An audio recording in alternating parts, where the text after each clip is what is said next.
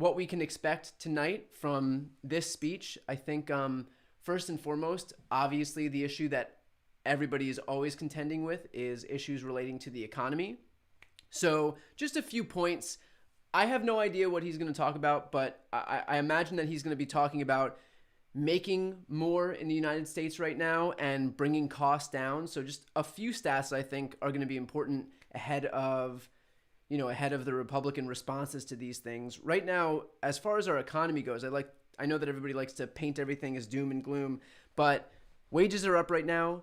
Our GDP is up to its highest point in 37 years. It's higher than China's for the first time in 20 years. Manufacturing is coming back to the United States. We have factories being opened up by Intel, by Samsung, Texas Instruments. So there's a ton of manufacturing coming back into this country. I know that a big focus on the right is the issue of inflation. Just to kind of put that into perspective, we are again coming out of a global pandemic that impacted supply chains across the world, unlike anything we've ever seen before. It's not just inflation here. The European Union is seeing prices rising faster than at any other point since the euro was introduced in the EU. The annual inflation rate in the UK hit its highest figure in 30 years.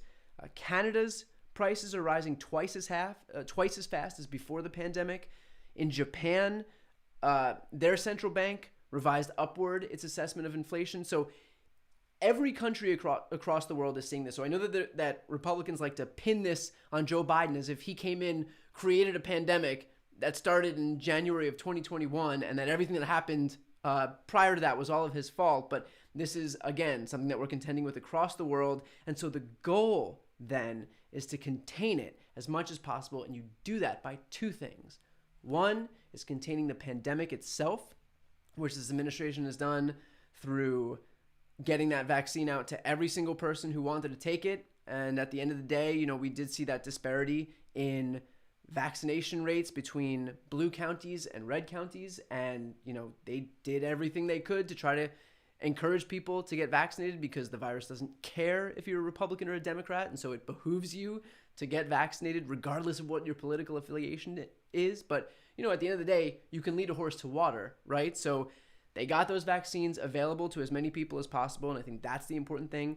But the other thing, aside from, the measures to mitigate the impacts of the pandemic itself, is to recognize that costs are higher and that we're not going to be able to just end the pandemic like that. And so what can you do? You can take steps to lower costs for people. And so what have Democrats done to lower costs for people? Because I know the Republicans like to blame everything, all this inflation, all the high prices on Democrats. So what have Democrats actually done? What are the solutions that Democrats have brought forward? And those are, for one thing, the Build Back Better Act, which again is still languishing in Congress. And the Build Back Better Act, the whole point of it was to lower costs for Americans, whether that was with universal pre-K, for drug prices, for childcare, for allowing the government to, like I said, to negotiate lower drug prices. The whole point of that bill, of Build Back Better, was to lower costs for people so they don't have to contend, because they knew that these costs were going to be higher regardless. They know the situation that we're contending with. You can't stop inflation immediately. You can't immediately fix these supply chain backlogs that are impacting all of the prices of all these goods. So you can take steps to make it easier for people, to make it easier on people's wallets. Republicans block that. You also have the America Competes Act, which would fund the domestic semiconductor chip industry. Every single Republican except one, Adam Kinzinger, voted against that. And that was to bring industry back into the U.S., to reshore industry that was basically just isolated in China. Like China creates most of the world's chips. You want to bring that industry back. Every Republican except one voted against it. You even have stuff like the Canadian trucker protest, which in real time was causing auto factories to shutter, was pushing people out of their shifts because there weren't enough supplies to actually do your shift and build your cars. They were creating backlogs and prices were rising as a result of those. Republicans were cheering them on. So every step of the way, the Republicans did everything in their power to entrench the same problems that they complained about. And the reason is pretty obvious, I think. I mean, they want as much inflation and as high prices as possible because those give them something to whine about. Those give them something to complain about. That's what they do. They exist as an opposition party. When they're actually given power to govern, it's a shit show. And I think we saw that over the last 4 years. I mean, it was a rotating cat. We had pillow salesmen walking in to the White House. They're not set out. They're not constructed to govern. They're just set out to oppose what Democrats do. And we saw that as early as, the Obama administration, when the use of the filibuster skyrocketed for the first time in American history. So they only look to help themselves politically. And so even though Americans are hurting from higher prices, Republicans are perfectly content to let Americans continue hurting because the political win is more important to the Republican Party than helping the people that they were elected to serve. So just some points on the economy. I know that that's going to be one of the main issues that the Republican response focuses on. I see somebody asked me to raise my volume. I hope this is okay. I've been going off on a tangent here, so I'm just going to go through really quick and make sure that I haven't missed anything in the comments. Cool, I think we're all good. So those economic issues are going to be a main thing. I also anticipate that Biden is going to focus on the issue of Ukraine. And I think something that's really important, something that's worth focusing on during this speech is how NATO and the Western world and the international community has been able to be rallied to stand up for democracy against Russian aggression. And I tweeted this the other day. Thank God the Republican Party and Donald Trump are nowhere near the White House during this crisis, because if it was Trump and not Biden, we would be looking at a fundamentally different picture than the one that we're looking at right now. And I know that people say, look, Putin never tried to annex any territory when Trump was in office, and yet he annexed Crimea in 2008. He annexed, Georgia in 2008, Crimea in 2014. And so it's always the Democratic president. And when Trump was in office, we had calm as far as Russia was concerned. But if Putin's ultimate goal was to push back against NATO, when Trump was in office, there was no need for Putin to push back against NATO because Trump did that for him. Trump, every day of his presidency, undermined NATO and criticized our allies. I'm sure you remember him criticizing Angela Merkel. I'm sure you remember him criticizing a ton of NATO member states. Trump softened the Republican Party's platform on Ukraine. Trump administration officials took Russia at its word when it said that it was Ukraine that did the election hacking and not Russia. And I had read that a day or so ago, and I completely forgot about it. When Russia was launching its disinformation campaign into the 2016 election, they came out and said, oh yeah, that's pretty bad, but no way it's us. That's definitely Ukraine. So like, Trump administration officials were like, you know what? We ought to look into that. So completely took them at their word. These are bad actors who are only known for launching their disinformation campaigns. We have the intelligence community who admitted that it was Russia that launched this disinformation campaign. And then you have guys like Mike Pompeo come on TV and they're like, you know what? Russia told us that they think it's Ukraine, and every lead is worth looking into. And then, of course, there was Trump withholding $391 million in military aid to Ukraine because he was too busy extorting President Zelensky for dirt on Biden. I mean, you couldn't have a more obvious point of how, of where the U.S. under Donald Trump stood on this issue of Ukraine and Russia. And yet now, despite all of those things that the U.S. contended with before, the entire international community is unified against Putin. Like, what we're seeing is pretty incredible. The international community has unleashed this economic war on Russia unlike anything that we've ever seen in the history of the world. Without firing a single bullet from an American gun for once, we were able to unify the entire international community and put and I mean, it's happening right now, but hopefully bring Russia to its knees. For once, it's not, bombs or nothing. That's always the choice.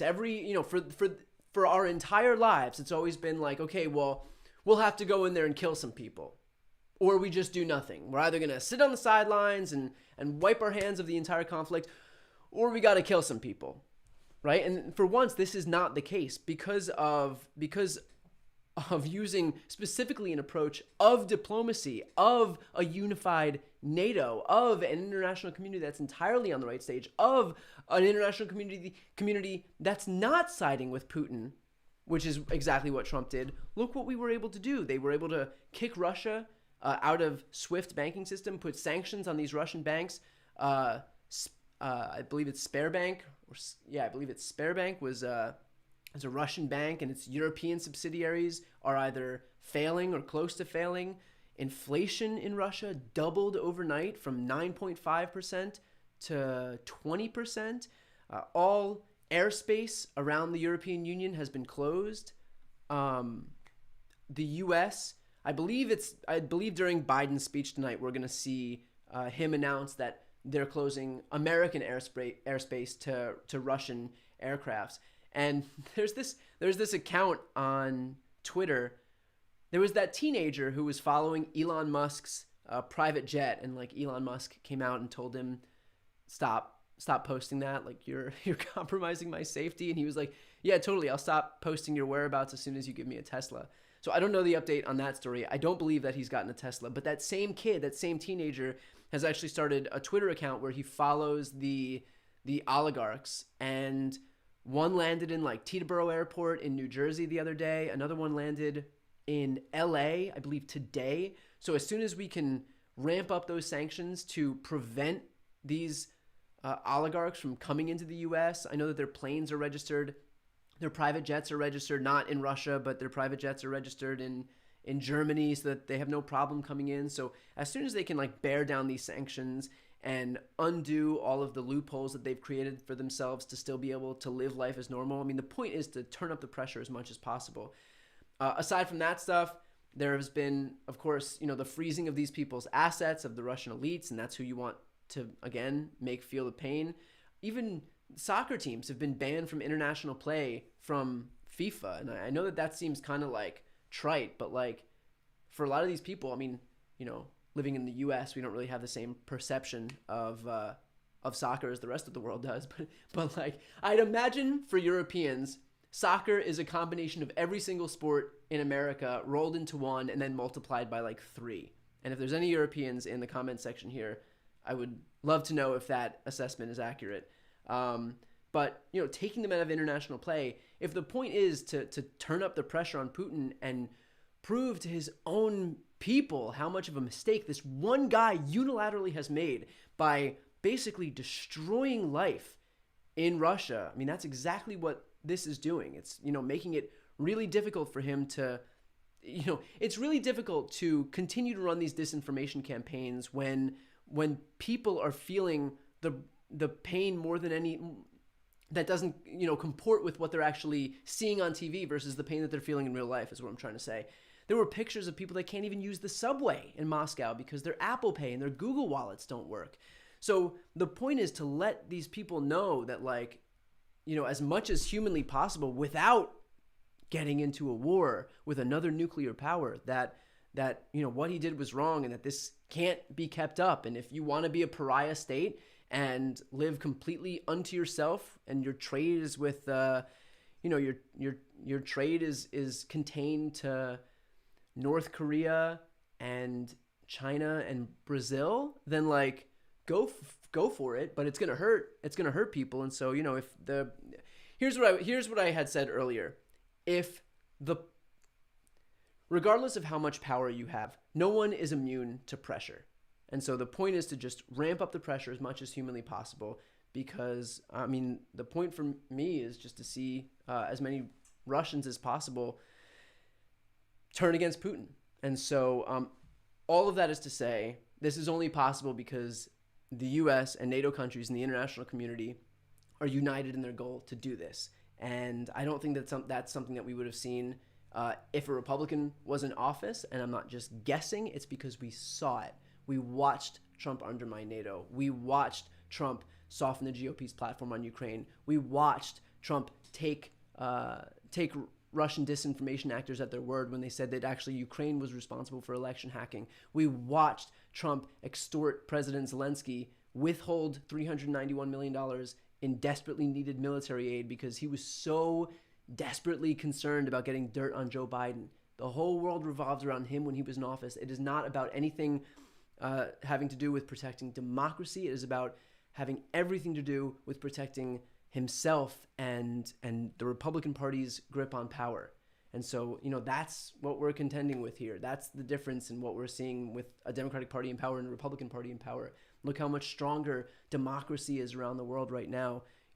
It might seem like it's can never happen here, right? But what we're seeing in Russia right now, bringing war back to Ukraine, bringing war back to Europe right now is a testament to the fact that what we thought couldn't happen can happen. Just like we didn't think anything like January 6th could ever happen here. And yet that's exactly what happened. For the first time in 245 years, we failed to have a peaceful transfer of power.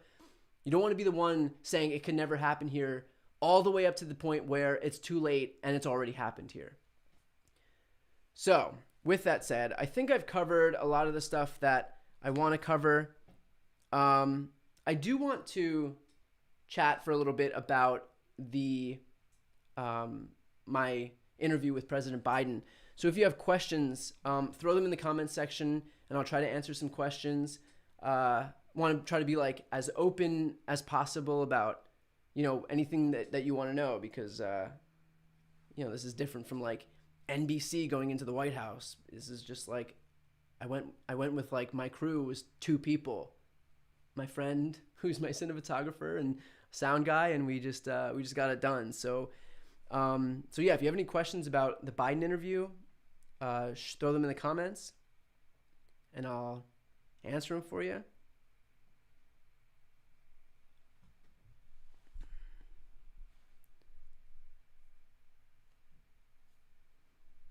Did I meet the First Lady? Okay, I did not meet the First Lady, but she walked through. I was shooting in the diplomatic room in the residence. She walked through the residence to take Commander, their dog, out, and it was like, you realize that this is their house. Like, this is the room that I was in was the front door to get out of the house. And so like you have the First Lady who needs to take the dog out, and that's the way she has to get out. You are in their home. And so I saw her as she was running through, and didn't speak to her, but someone else asked, how was the dog? The dog was great. I saw the dog when I was doing a quick tour in the West Wing. I saw the dog in the Rose Garden, and I tried to pet him in the Rose Garden, but I couldn't get into apparently you're not allowed to just run into the Rose Garden. I saw him again on the South Lawn while we were getting ready to shoot, and he was too far away. So again, I missed him. And then I saw him one more time, and it was like my life's goal to go and pet that dog. So I did manage to pet the dog. He was great. Super cute. He's like 6 months old. So really happy puppy. Anyway. What are the bathrooms like? Is the toilet paper soft? Bathrooms are really nice, and they have everything has seals on it, and so you're in a position where you're like, you have the napkins in the White House bathroom, and they have the presidential seal, and you're like, am I gonna actually take a napkin from the White House bathroom? Am I gonna be that guy who takes a napkin from the White House bathroom? So let's see. How did I get the interview? So I've obviously interviewed other White House officials before, and I just sent an email and requested it. And I think that, to their credit, they understand the importance of finding people where they're at, and the importance of non-traditional media. I don't have a TV, and like I'm sure a lot of people that are watching this right now also don't have a TV, and so they're non-traditional media. YouTube and Facebook and Snapchat and everything else is like becoming a bigger and bigger and bigger way to meet people. And to their credit, they recognize that, and so I think that's great. And they were like, okay, I think this can happen. And I mean, the interview was on Friday, and I remember Wednesday night Russia invaded Ukraine, And I was like, oh, are you actually kidding me right now? I was like, this is gonna get canceled. There's no way. And I have my bags packed. It's like 2 in the morning right now. I'm in LA. I have a flight at 8 a.m. the next morning. And I was like, okay, this thing's gonna get canceled. My cinematographer called me. He's like, this is gonna get canceled. What, how do you wanna, should we return the stuff? I'm like, we're not gonna return it. We'll just wait and see. And I woke up 5 o'clock in the morning. I was like, is this still on? Like, are we still doing this? And they're like, yeah. So I got on the plane and just stared at my phone the whole time, 3 o'clock, 5 o'clock, 7 o'clock, 9 o'clock, and it didn't get canceled. So yeah, somehow it went through, which was great. Let's see.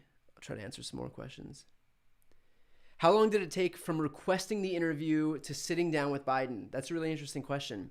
I think I sent the email the first few days of February, and the interview, I believe, took place on the 25th of February, which blows my mind. Actually blows my mind, because I thought, I've had other guests who I've had to pepper with requests and chase after for actual months. I think Elizabeth Warren took me the longest. It took me 10 months to get Elizabeth Warren onto the show. And I truly, in my heart of hearts, believe that the only reason I got the interview with Elizabeth Warren was because her staff was tired of getting emails from me every 2 weeks. So, but yeah, this one went with the president went remarkably fast, which I thought was great. Okay, I'm going to answer more questions. Just real quick, a note: if you haven't yet subscribed to my channel and you're watching and you're just tuning in and you're not a subscriber, please subscribe. I don't do memberships or anything like that. So just, I would just ask that you could subscribe to this channel. I do breaking news videos every day, and I do interviews once a week. My last interview was with the President of the United States. So I promise you I get some good interviews. I think you'll enjoy them. I actually don't have one for this week yet, so we'll see. It's just the bane of my existence, trying to get these interviews, but I haven't missed one yet, so we'll just keep on pushing through. I'll answer. So some people are saying, like, how come you didn't ask whether, like, about this or that, whether he'll run or not in 2024? He's already answered the question as to whether he'll run again in 2024. He's already said, yeah. I had to pick my questions carefully. I know a lot of times that there are questions that are interesting, but a lot of times they've already been asked. And so I actually had more questions that I wanted to ask, but 15 minutes goes by really, really fast, especially when you're sitting in front of the President of the United States.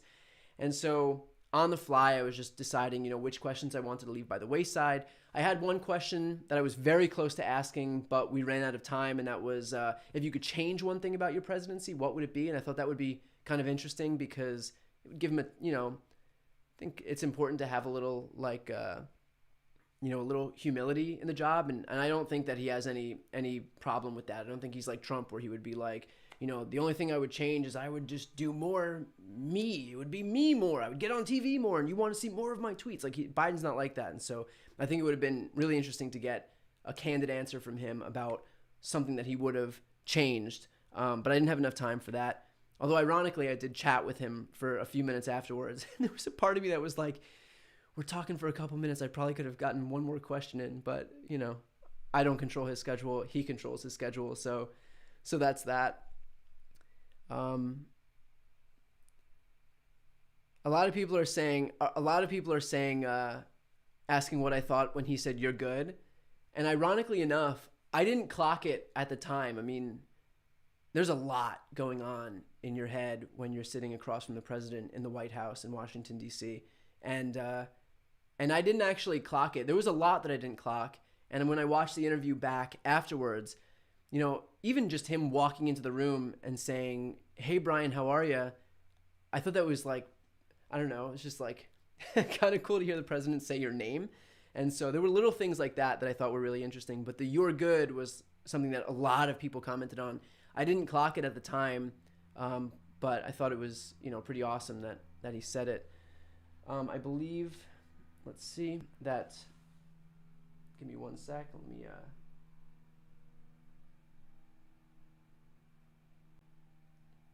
Here we go. Let me work on this for a second.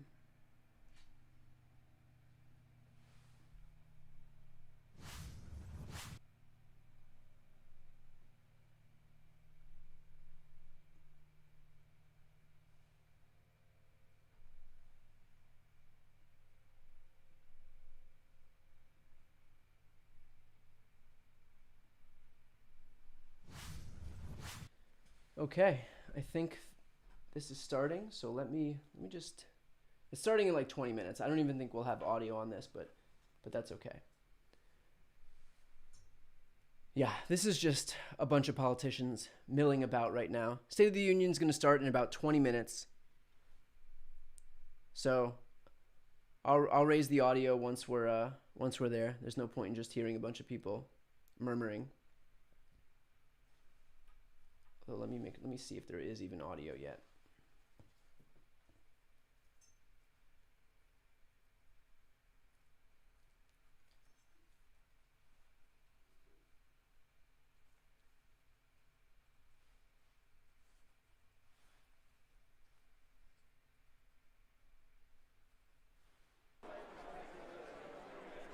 Okay. Well, you heard it. It's just people murmuring, glad handing, as they say. Anyway, back to questions about the White House. What did he say to me after the interview? We actually talked about, like, I mean, he's from the Northeast. I'm from New Jersey. We talked about that a little bit, just like what it was, just places that he'd gone, just the usual, like, niceties and stuff. He did talk about accents, and I thought it was funny, like, coming out of, like, I don't know if anybody's from New Jersey or New York, but we talked about having that Northeast accent from New Jersey. The first time I went to college in Pennsylvania, I thought it was called a draw, like a sock drawer. I thought it was a draw I didn't realize there was an R at the end of that word. So we just talked about stuff like that. Again, it kind of falls out of your head. A lot of things are happening at once. Let's see. I'll try to answer some more questions. We've got about 15 minutes until this thing's going to start.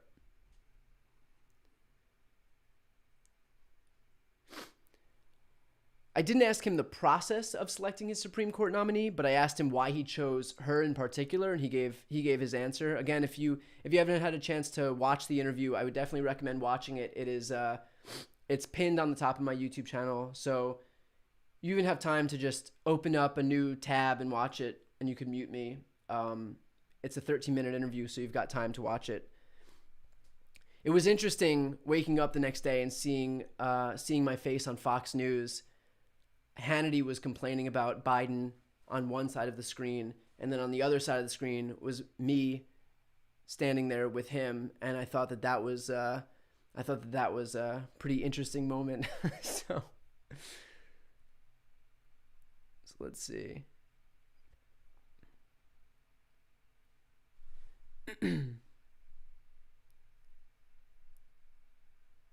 Did they give me lunch? It was actually interesting. No, I definitely didn't get lunch. They were very nice and gave a Cliff Bar. So yeah, I got a Cliff Bar out of it, and some water. So like definitely not the glamorous culinary experience that you might have expected. So, but honestly, I wouldn't have eaten. I realized at the end of the day that I hadn't eaten between 9 a.m. and 7 p.m. You just don't think about it. You just have way too much stuff going on. Even if there was a meal in front of me, I don't think I would have eaten it.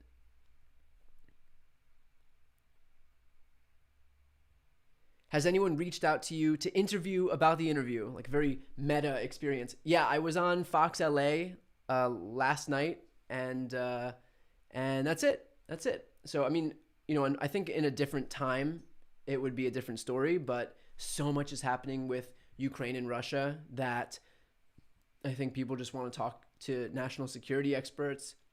people that have like deep knowledge in foreign affairs. And I get that. I mean, so much is happening right now. I think more people are paying attention now than have in the last year. So it really doesn't surprise me that people aren't going to be like, you know, come talk to us about what it was like to talk to the president. They're like, okay, what happened today? What happened 10 minutes ago? What happened 5 minutes from now? How long was I at the White House? I think I got there around noon-ish, and the interview was about 4 o'clock. So we were setting up the whole time. Or either I was setting up or prepping my questions or chasing after this dog. So that was pretty much the entire day. Did I have to take a COVID test before meeting him? Yes. Everybody that I was with had to take a COVID test.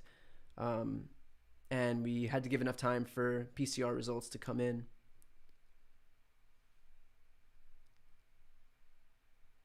Did he come across as a genuine guy? Beyond. I mean, and I think that's something that comes across to everybody, regardless of whether you like him or not. I think that there's no shortage of authenticity as far as Biden's concerned. He's not like a showboat. I mean, he is exactly who he is. He is, how he was when I was speaking to him, for a moment before and after and during the interview is exactly how he is when you see him. So I thought that was pretty cool because there's a lot of phonies. So nice to see somebody who is like authentic. He is that guy. How do I feel about all the news outlets using clips from my interview? I feel fine. I mean, look, if you watch my YouTube channel, you know that I rely on clips from news outlets to survive. And so I was proud of the interview. I was proud of the questions I asked. I was proud of the answers he gave. And so, yeah, I mean, get it out as much as possible. It is kind of weird seeing it on Fox News. And I feel like, did I give Fox News content? But he didn't say anything that could be like used against him. So there's no reason to be upset that Fox is actually using it. I'd like for Fox to air the entire thing.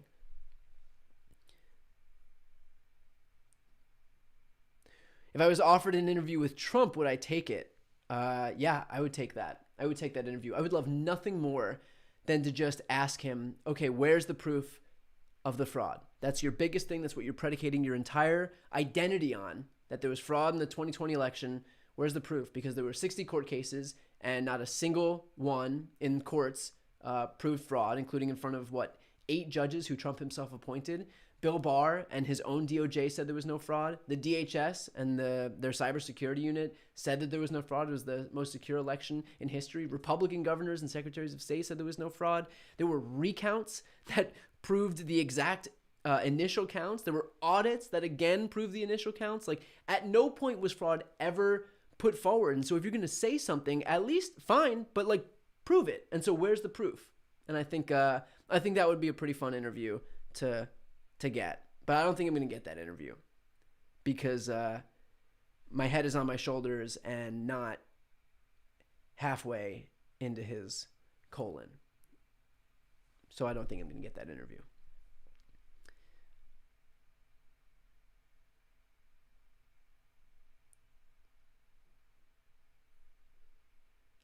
Let's see.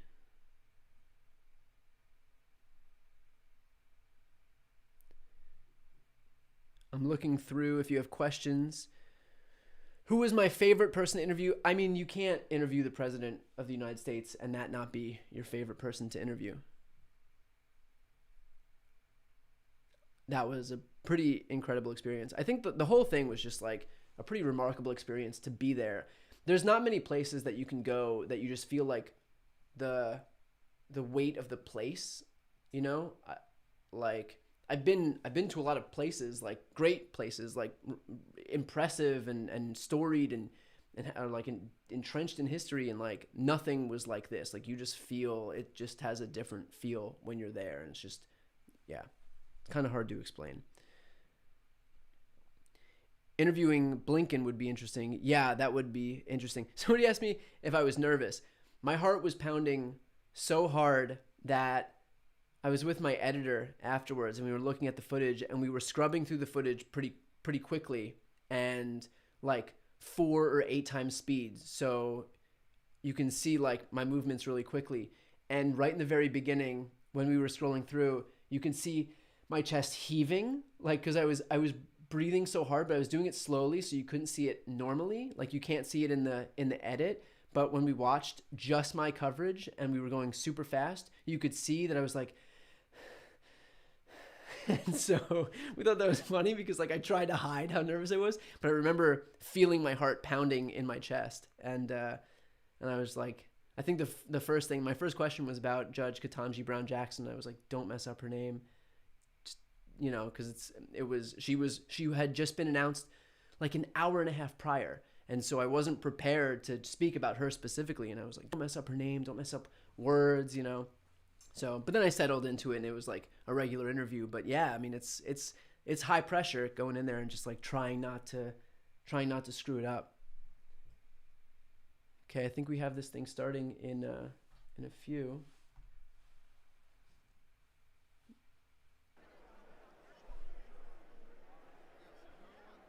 Yep. Still nothing.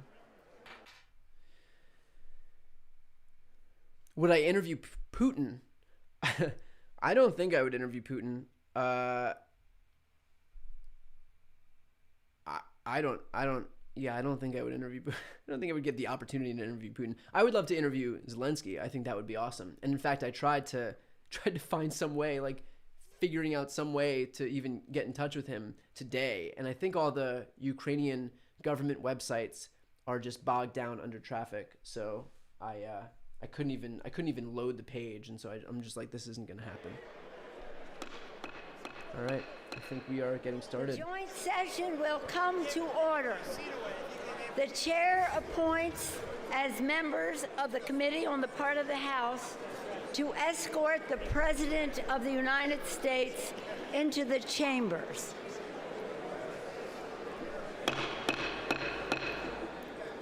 The gentleman from Maryland, Mr. Hoyer. The gentleman from South Carolina, Mr. Clyburn. The gentleman from the gentlewoman from Massachusetts, Ms. Clark. The gentleman from New York, Mr. Jeffries. The gentleman from New York, Mr. Sean Patrick Maloney. The gentlewoman from Ohio, Ms. Capter. The gentlewoman from Delaware, Ms. Blunt Rochester. The gentleman from California, Mr. McCarthy. The gentleman from Louisiana, Mr. Scalise. The gentlewoman from New York, Ms. Stefanik. The gentleman from Louisiana, Mr. Mike Johnson. The gentleman from Alabama, Mr. Palmer. The gentleman from Oklahoma, Mr. Cole. The gentlewoman from Indiana, Ms. Spartz.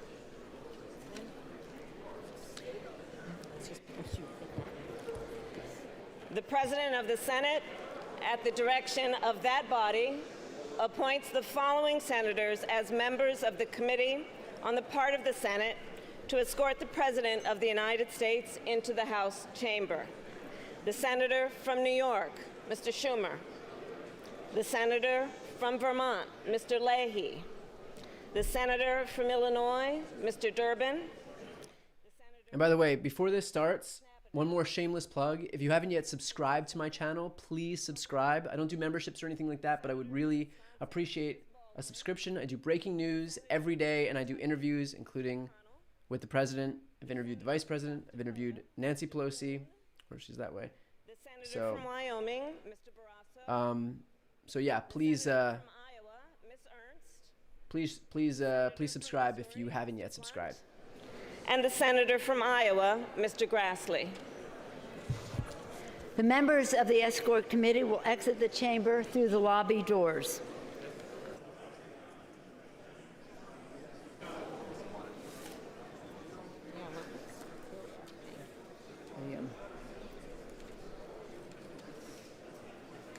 Now we wait for.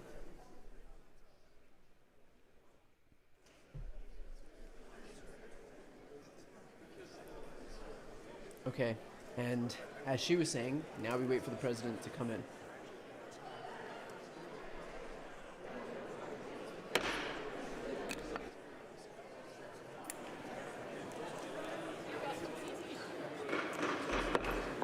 Madam Speaker, the Dean of the Diplomatic Corps.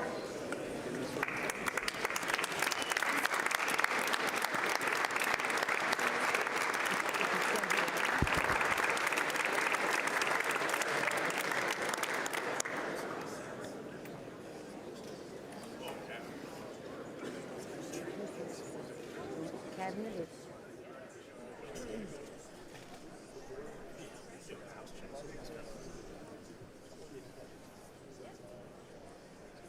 A lot of Republicans, by the way, didn't show up because they were making some grandiose statement about how vaccine mandates are tyranny. We had our big dinner tonight. Because that's tyranny. We literally have people in Ukraine taking up arms to fight for their freedom against the second, third biggest army in the world.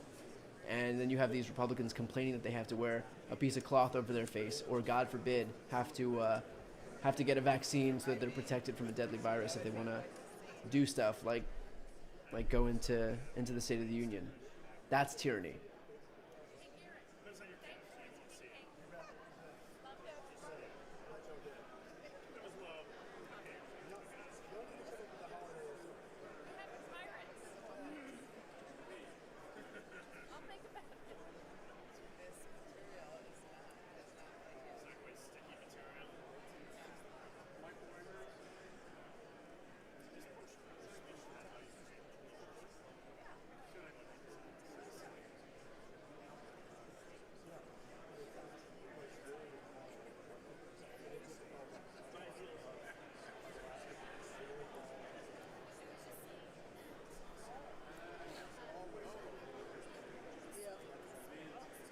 Thank you, by the way. I see people have donated.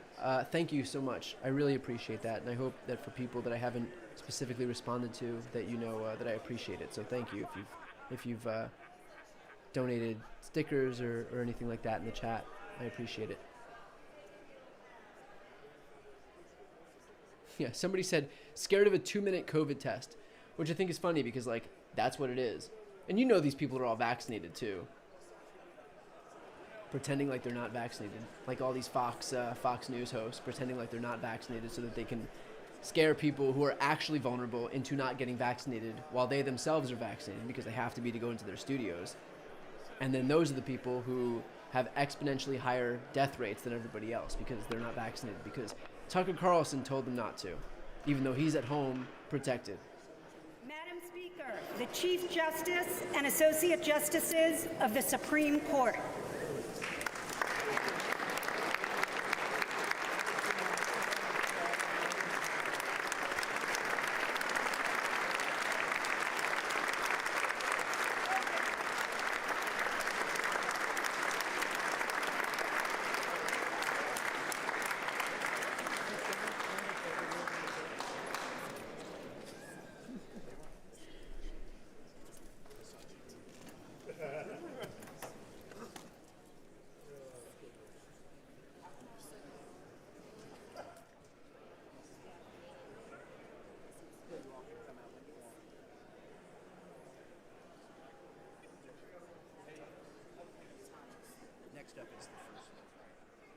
The volume, by the way, I know the volume is kind of low.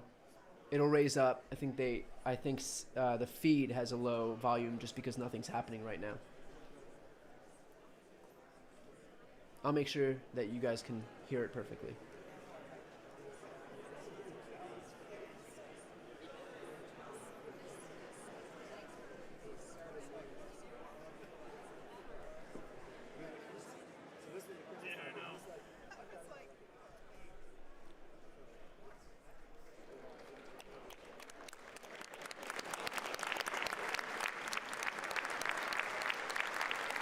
I believe that's the First Lady who just walked in, yeah.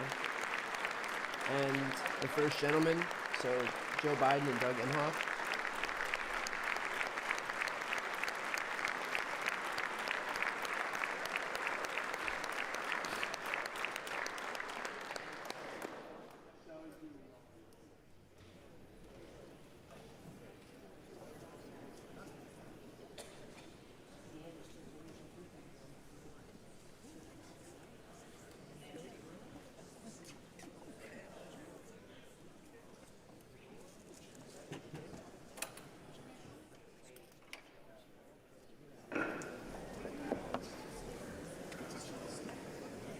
Madam Speaker, the President's Cabinet. And I really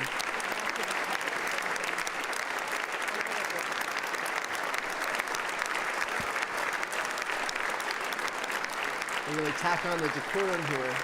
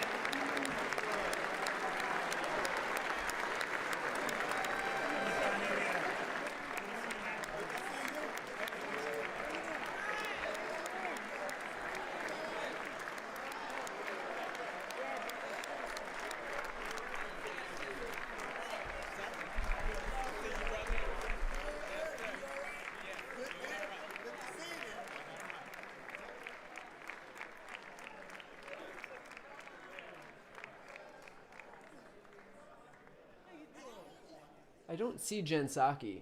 I don't know if you guys saw Jen Psaki walk in. I'm not sure if the press secretary is technically in the cabinet. Did anybody see Jen Psaki walk in? I see Pete Buttigieg, Jennifer Granholm, saw Merrick Garland, Michael Regan. I've interviewed all of those people.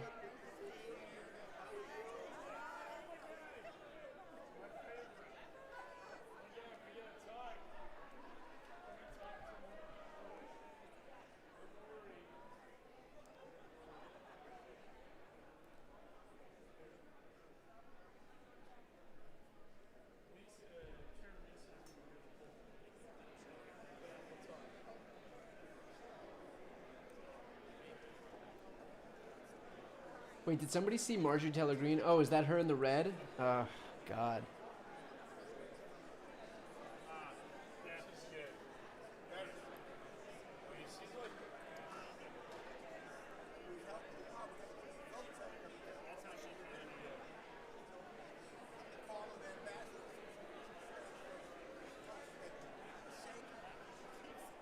Marjorie Taylor Greene makes sure that she wears something that makes absolutely sure you can see her. Somebody wrote Marjorie Taylor Greene wearing Russian red. That sounds about right.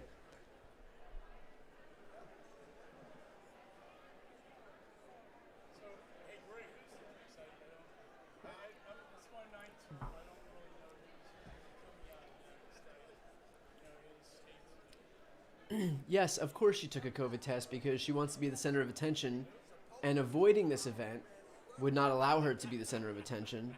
And so she did what she had to do, even though it pushes back against her freedom, even though this is tyranny, because she wants to be the center of the universe. Funny how tyranny is okay when it means you can get just a little more of the attention that you crave. Then tyranny is okay. Then the tyranny of a vaccine mandate is acceptable if it means it can help you raise your profile.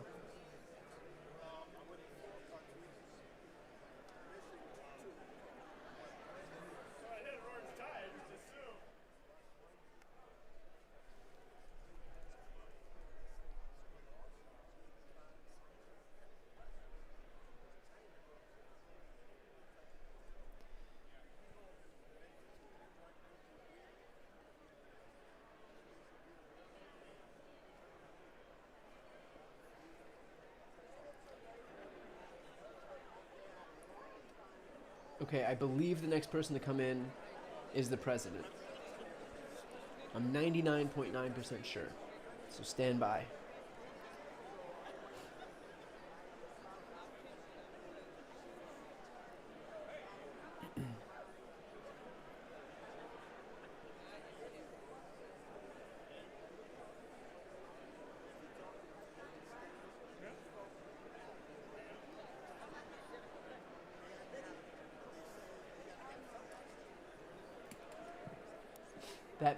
I'm not sure who that is. I hope the camera's not sitting on Marjorie Taylor Greene. I can't tell who that is.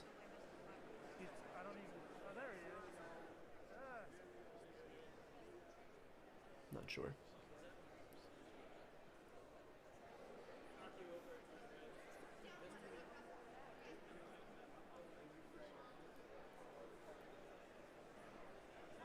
By the way, for people just tuning in again, and I apologize for people that have already heard this plea, but if you haven't yet subscribed to my channel, please subscribe. Do breaking news videos every day and interviews every week. And most recently, my last interview was with President Biden.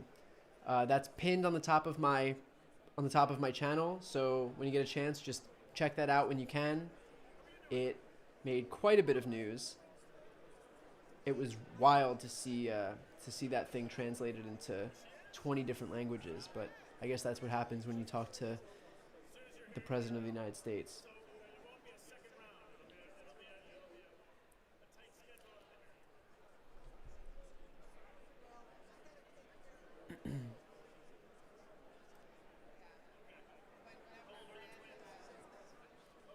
Somebody asked, what did my parents say when I interviewed the president? I remember specifically my mom, when I told her, she was like, I told her a few days before, she was like, don't tell anyone, don't jinx it. She was just like, don't tell anyone. That was the only rule. She's like, just don't tell anybody. And I actually didn't, because in case it canceled, because of all the stuff that was going on between Russia and Ukraine, I didn't want to be like that guy who's like, oh, I was gonna interview the president. I swear they had me coming, and then they canceled at the last minute. So I just figured it was better just not to tell anybody. And then I think people were more surprised when they saw the tweet that I had just interviewed him.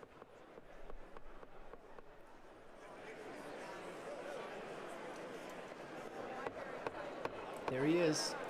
President's walking in now.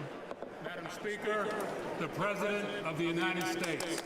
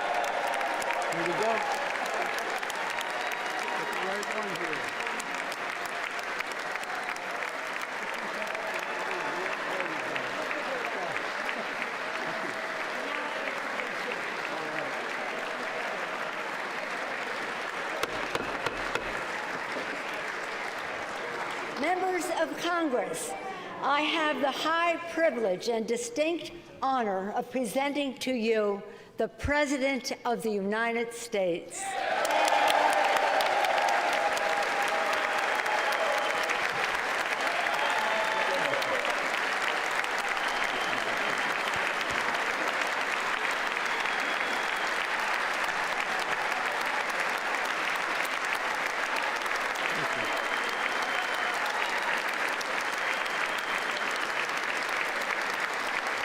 Thank you, thank you, thank you.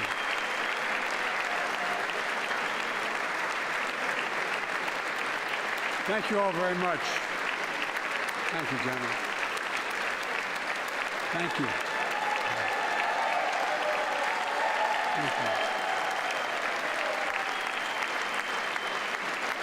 Thank you all very, very much. Thank you. Please. Thank you so much. Madam Speaker, Madam Vice President, our First Lady and Second Gentleman, members of Congress and the Cabinet, Justices of the Supreme Court, my fellow Americans. Last year, COVID-19 kept us apart. This year, we're finally together again. Tonight,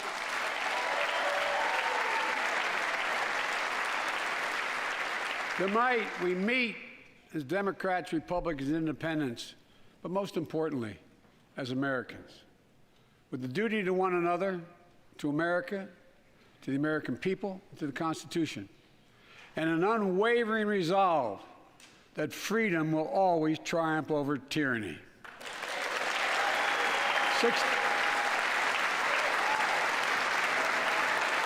Thank you.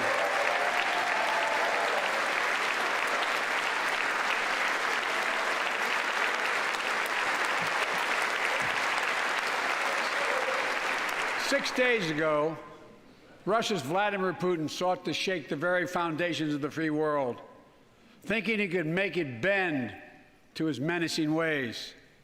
But he badly miscalculated. He thought he could roll into Ukraine and the world would roll over. Instead, he met with a wall of strength he never anticipated or imagined. He met the Ukrainian people.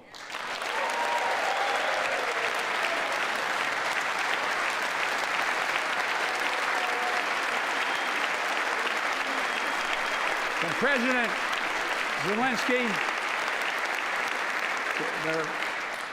to every Ukrainian, their fearlessness, their courage, their determination literally inspires the world. Groups of citizens blocking tanks with their bodies, everyone from students to retirees to teachers, turned soldiers defending their homeland. And in this struggle, President Zelensky said in his speech to the European Parliament, "Light will win over darkness." The Ukrainian ambassador to the United States is here tonight, sitting with the First Lady. Let each of us, if you're able to stand and send an unmistakable signal to the world of Ukraine. Thank you. Thank you, thank you, thank you.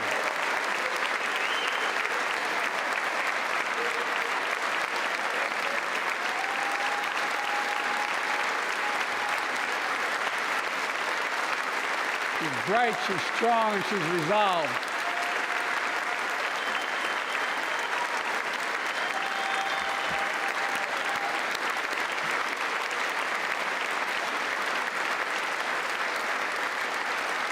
Yes, we, the United States of America, stand with the Ukrainian people. Throughout our history, we've learned this lesson. When dictators do not pay a price for their aggression, they cause more chaos. They keep moving, and the cost, the threats to America and America to the world keeps rising. That's why the NATO alliance was created, to secure peace and stability in Europe after World War II. The United States is a member, along with 29 other nations. It matters. American diplomacy matters. American resolve matters. Putin's latest attack on Ukraine was premeditated and totally unprovoked. He rejected repeated efforts at diplomacy. He thought the West and NATO wouldn't respond. He thought he could divide us at home, in this chamber, in this nation. He thought he could divide us in Europe as well. But Putin was wrong. We are ready. We are united, and that's what we did. We stayed united. We prepared extensively and carefully. We spent months building coalitions of other freedom-loving nations in Europe and the Americas, from America to the Asian and African continents, to confront Putin. Like many of you, I spent countless hours unifying our European allies. We shared with the world in advance what we knew Putin was planning and precisely how he would try to falsify and justify his aggression. We countered Russia's lies with the truth. And now that he's acted, the free world is holding him accountable, along with 27 members of the European Union, including France, Germany, Italy, as well as countries like the United Kingdom, Canada, Japan, Korea, Australia, New Zealand, and many others, even Switzerland, are inflicting pain on Russia and supporting the people of Ukraine. Putin is now isolated from the world more than he has ever been. Together,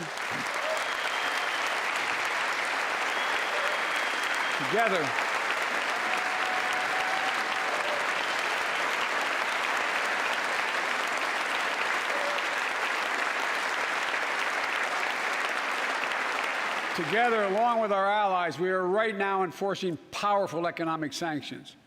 We're cutting off Russia's largest banks from the international financial system, preventing Russia's central bank from defending the Russian ruble, making Putin's $630 billion war fund worthless. We're choking Russia's access. To technology that will sap its economic strength and weaken its military for years to come.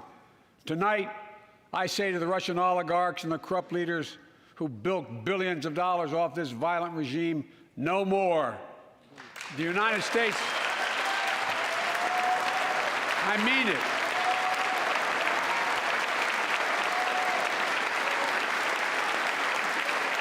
The United States Department of Justice is assembling a dedicated task force to go after the crimes of the Russian oligarchs. We're joining with European allies to find and seize their yachts, their luxury apartments, their private jets.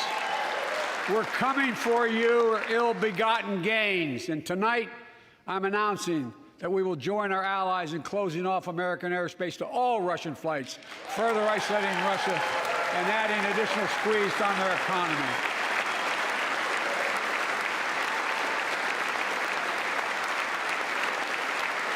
He has no idea what's coming.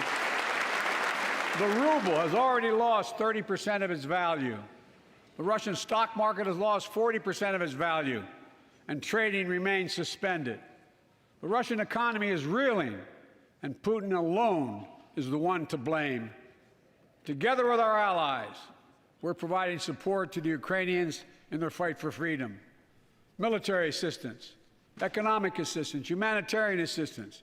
We're giving more than $1 billion of direct assistance to Ukraine, and will continue to aid the Ukrainian people as they defend their country and help ease their suffering. He's crushing it right now.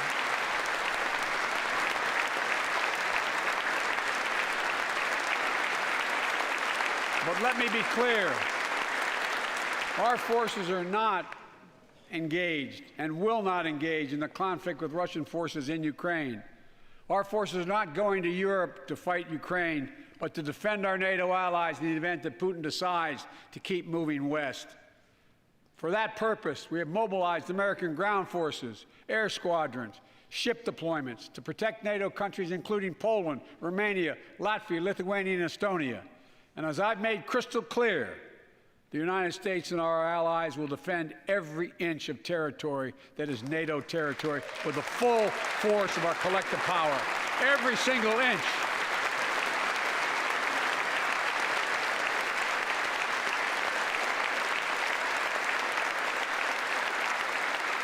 And we're clear-eyed.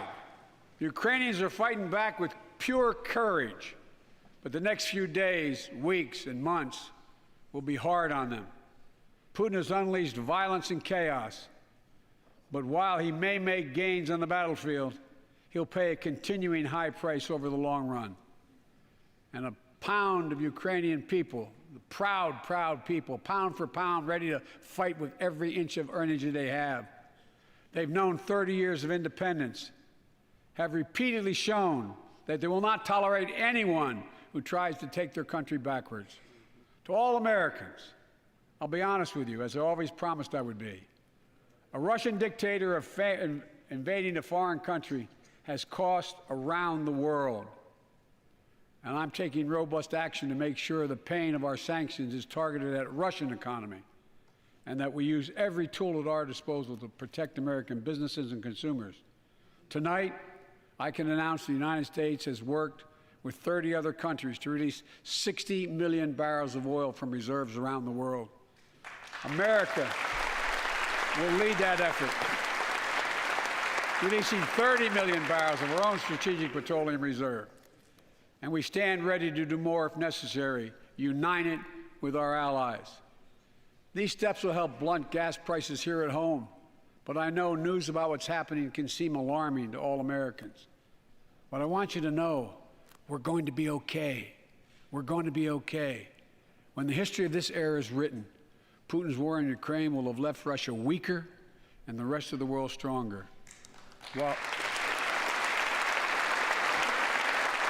While it shouldn't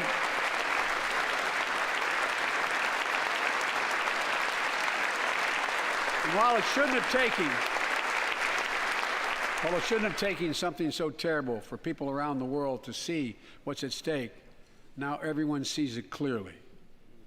We see the unity among leaders of nations, a more unified Europe, a more unified West.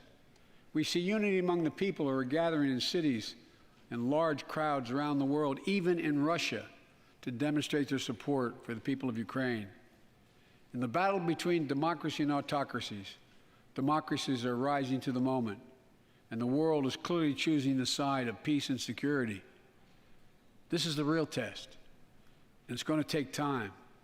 So let us continue to draw inspiration from the iron will of the Ukrainian people. To our fellow Ukrainian Americans who forged the deep bond that connects our two nations, we stand with you. We stand with you. Putin may circle Kyiv with tanks, but he'll never gain the hearts and souls of the Iranian people.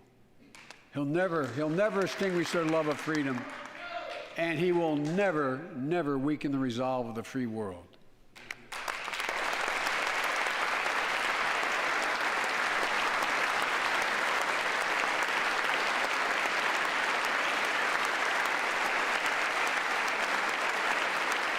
We meet tonight in an America that has lived through two of the hardest years this nation has ever faced. The pandemic has been punishing, and so many families are living paycheck to paycheck, struggling to keep up with the rising cost of food, gas, housing, and so much more. I understand, like many of you did. My dad had to leave his home in Scranton, Pennsylvania to find work. So like many of you, I grew up in a family when the price of food went up, it was felt throughout the family. It had an impact. That's when one of the first things I did as president was fight to pass the American Rescue Plan. Because people were hurting, we needed to act, and we did. Few pieces of legislation have done more at a critical moment in our history to lift us out of a crisis. It fueled our efforts to vaccinate the nation and combat COVID-19, delivered immediate economic relief to tens of millions of Americans. It helped put food on the table. Remember those long lines of cars waiting for hours just to get a box of food put in their trunk? It cut the cost of health care insurance. And as my dad used to say, it gave the people just a little bit of breathing room. Unlike the $2 trillion tax cut passed in the previous administration that benefited the top 1% of Americans, the American Rescue Plan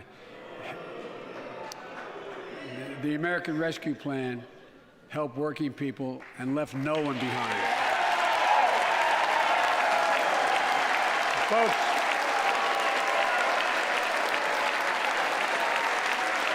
and it worked.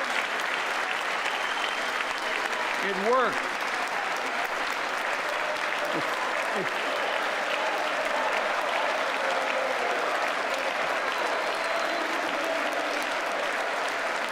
It worked. We created jobs, lots of jobs. In fact, our economy created over 6.5 million new jobs just last year. More jobs in 1 year than ever before in the history of the United States of America. The economy grew at a rate of 5.7 last year, the strongest growth rate in 40 years. And the first step in bringing fundamental change to our economy that hasn't worked for working people in this nation for too long. For the past 40 years, we were told that tax break for those at the top and benefits would trickle down and everyone would benefit.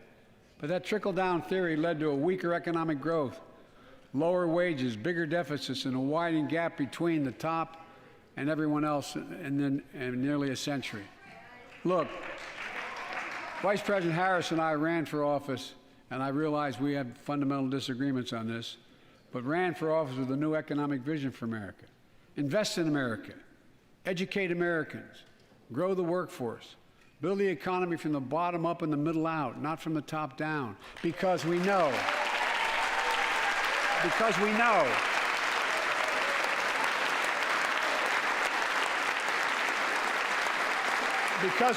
when the middle class grows, the poor have a way up and the wealthy do very well. America used to have the best roads, bridges, and airports on earth, and now our infrastructure is ranked 13th in the world. We won't be able to compete for the jobs of the 21st century if we don't fix it. That's why it was so important to pass the bipartisan infrastructure law.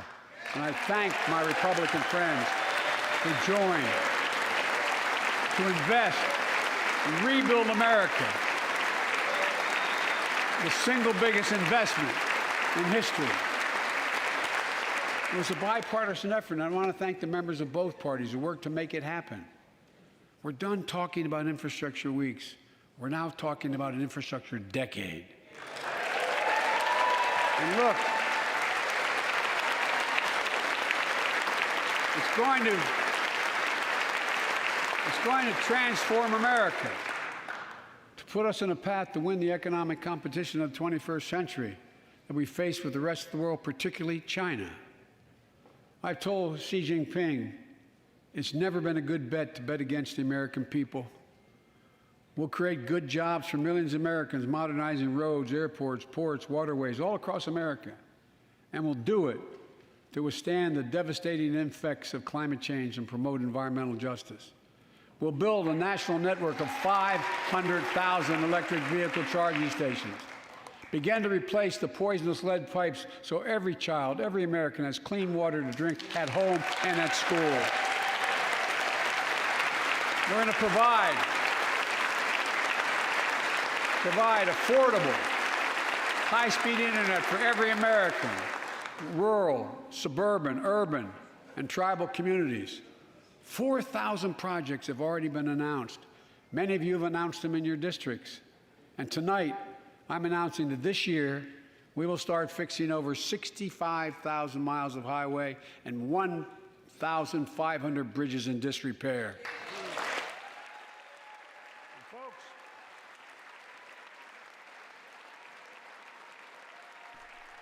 Even some Republicans have announced the American Rescue Plan projects for legislation they voted against. Taxpayers' dollars to rebuild America. We're going to do it by buying America. Buy American products. Support American jobs. The federal government spends about $600 billion a year to keep this country safe and secure. There's been a law on the books for almost a century to make sure taxpayers' dollars support American jobs and businesses. Every administration, Democrat and Republican, says they'll do it, but we're actually doing it. We'll buy America to make sure everything from the deck of an aircraft carrier to the steel on highway guardrails is made in America from beginning to end. All of it. All of it.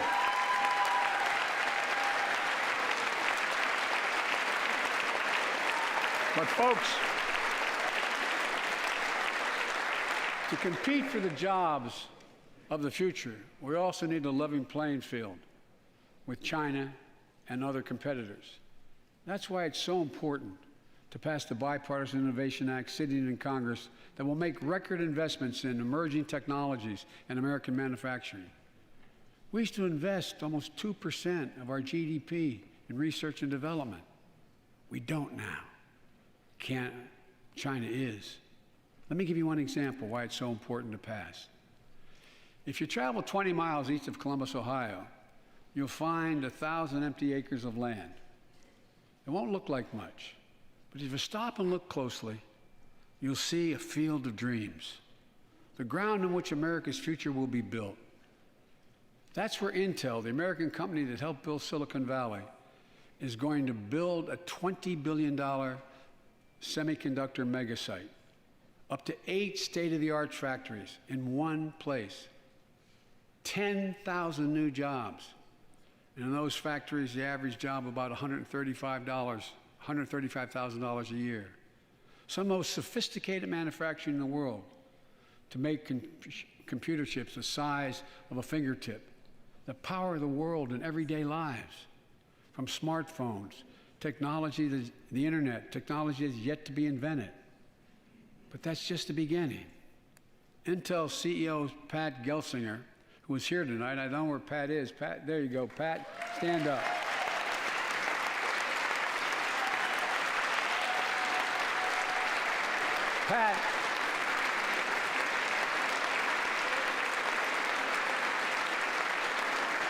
Pat came to see me and he told me they're ready to increase their investment from $20 billion to $100 billion.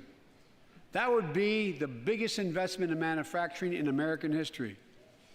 And all they're waiting for is for you to pass this bill. So let's not wait any longer. Send it to my desk, I'll sign it, and we'll really take off in a big way. That's the America Competes Act. Only one Republican voted for it, Adam Kinzinger. Intel is not alone. There's something happening in America. Just look around and you'll see an amazing story.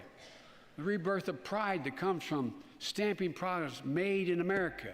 The revitalization of American manufacturing. Companies are choosing to build new factories here when just a few years ago they would have gone overseas. That's what's happening. Ford is investing $11 billion in electric vehicles, creating 11,000 jobs across the country. GM is making the largest investment in its history, $7 billion to build electric vehicles, creating 4,000 jobs in Michigan. All told, 369,000 new manufacturing jobs were created in America last year alone. Folks,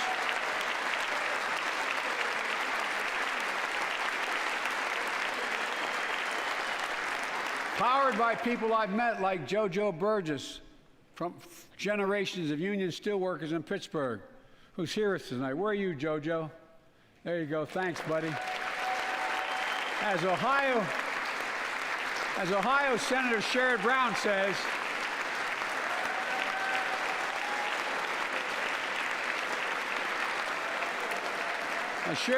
says, it's time to bury the label Rust Belt. It's time to see what used to be called the Rust Belt become the home of a significant resurgence of manufacturing.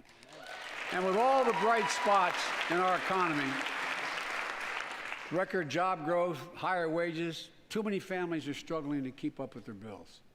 Inflation is robbing them of gains they thought otherwise they would be able to feel. I get it. That's why my top priority is getting prices under control. Look, our economy roared back faster than almost anyone predicted, but the pandemic meant that businesses had a hard time hiring enough people because of the pandemic to keep up production in their factories. So you didn't have people making those beams that went into buildings because they were out. The factory was closed. The panic also disrupted the global supply chain. Factories close. When that happens, it takes longer to make goods and get them to the warehouses, to the stores, and prices go up. Look at cars last year. 1/3 of all the inflation was because of automobile sales. There weren't enough semiconductors to make all the cars that people wanted to buy. And guess what? Prices of automobiles went way up, especially used vehicles as well. And so we have a choice. One way to fight inflation is to drive down wages and make Americans poorer. I think I have a better idea to fight inflation.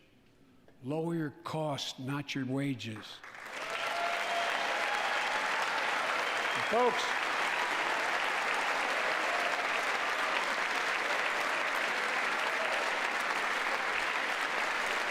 that means make more cars and semiconductors in America, more infrastructure and innovation in America, more goods moving faster and cheaper in America, more jobs where you can earn a good living in America. Instead of relying on foreign supply chains, let's make it in America. Look,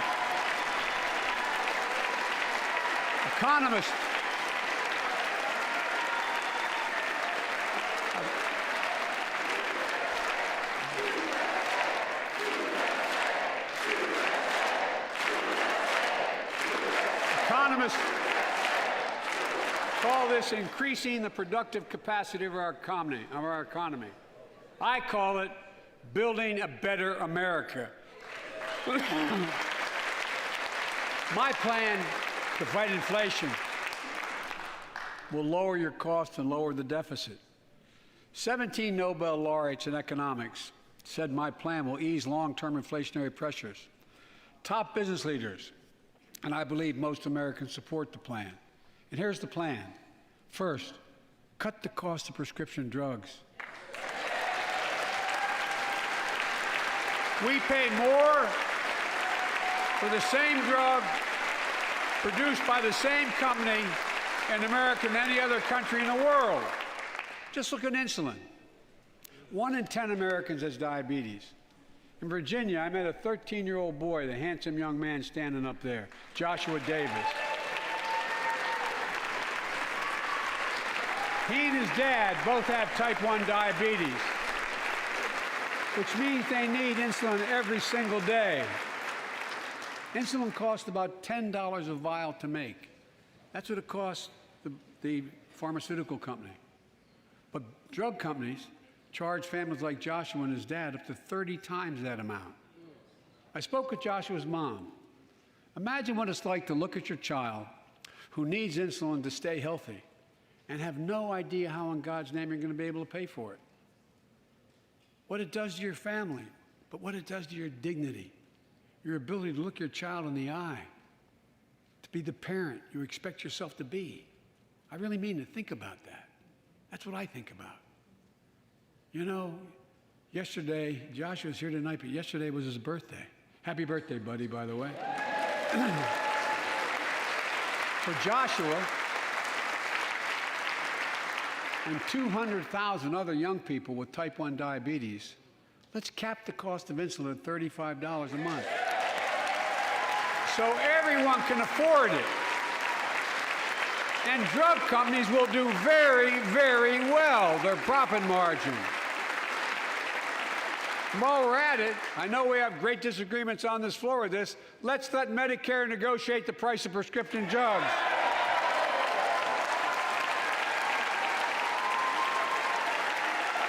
They already set the price for VA drugs. Look, the American Rescue Plan is helping millions of families with Affordable Care Act plans to save them $2,400 a year on their health premiums. Let's close the coverage gap and make these savings permanent. And second, let's cut energy costs for families, an average of $500 a year by combating climate change. Let's provide an investment tax credits to weatherize your home and your business, to be energy efficient and get a tax credit for it. Double America's clean energy production in solar, wind, and so much more. Lower the price of electric vehicles, saving another $80 a month that you're not going to have to pay at the pump. Folks,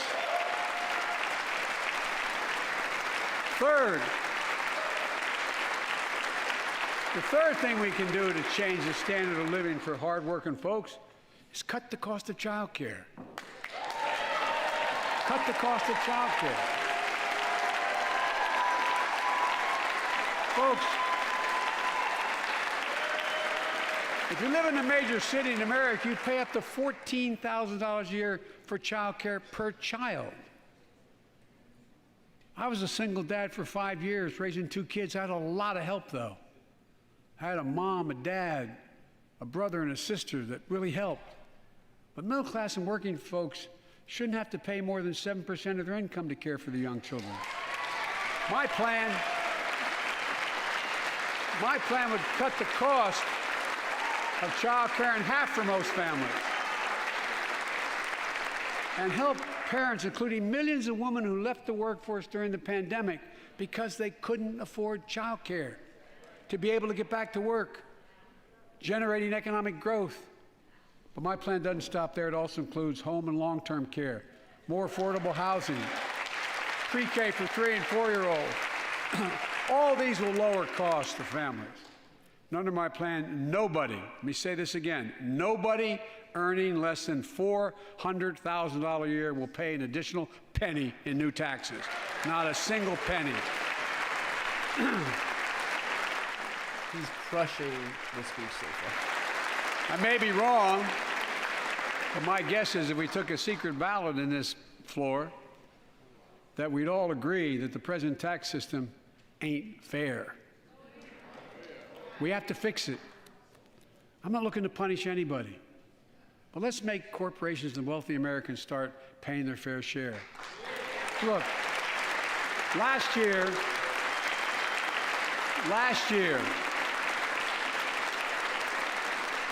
and like Chris Coons and Tom Carper and my distinguished Congresswoman, we come from the land of corporate America. There are more corporations incorporated in America than every other state in America combined. And I still won 36 years in a row.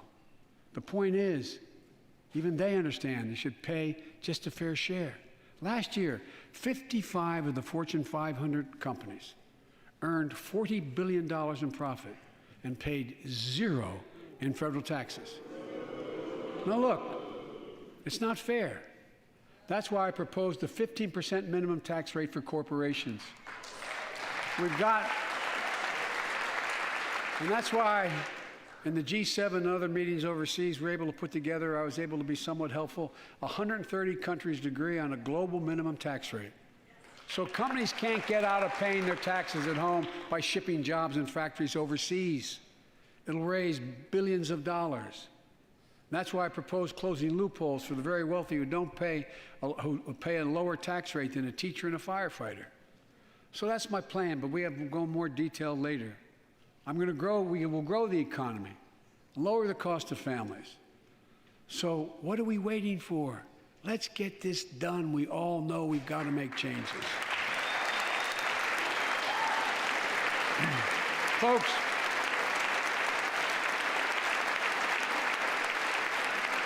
and while you're at it, confirm my nominees for the Federal Reserve, which plays a critical role in fighting inflation. Thank God. These people My plan will complain not about only lower inflation costs and then and don't give confirm families the a people fair who can shot. actually deal with It will it. lower the deficit. The previous administration not only ballooned the deficit with those tax cuts for the very wealthy and corporations, it undermined the watchdogs, the job of those to keep pandemic relief funds being wasted. Remember we had those debates about whether or not those watchdogs should be able to see every day how much money was being spent, where was it going to the right place? But in my administration, the watchdogs are back. And we're going to go after the criminals who stole billions of relief money meant for small business and millions of Americans. And tonight I'm announcing that the Justice Department will soon name a chief prosecutor for pandemic fraud.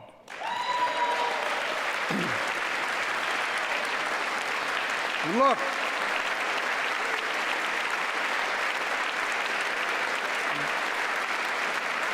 I think we all agree, thank you.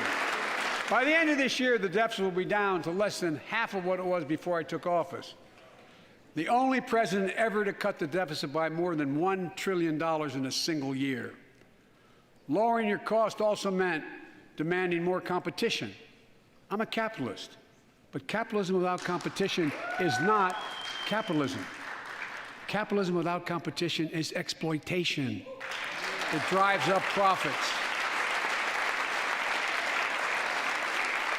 And corporations have to compete. Their profits go up and your prices go up when they don't have to compete. Small businesses and family farmers and ranchers, I need not tell some of my Republican friends from those states. Guess what? You got 4 basic meat packing facilities. That's it. You play with them or you don't get to play at all. And you pay a hell of a lot more. A hell of a lot more because there's only 4. See what's happening with ocean carriers moving goods in and out of America. During the pandemic, about half a dozen or less foreign-owned companies raised prices by as much as 1,000% and made record profits. Tonight, I'm announcing a crackdown on those companies overcharging American businesses and consumers. And folks,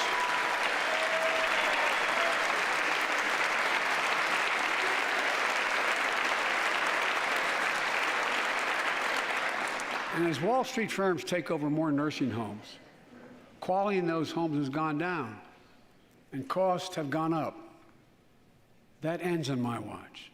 Medicare is going to set higher standards for nursing homes and make sure your loved ones get the care they deserve and that they inspect and they will look at closely.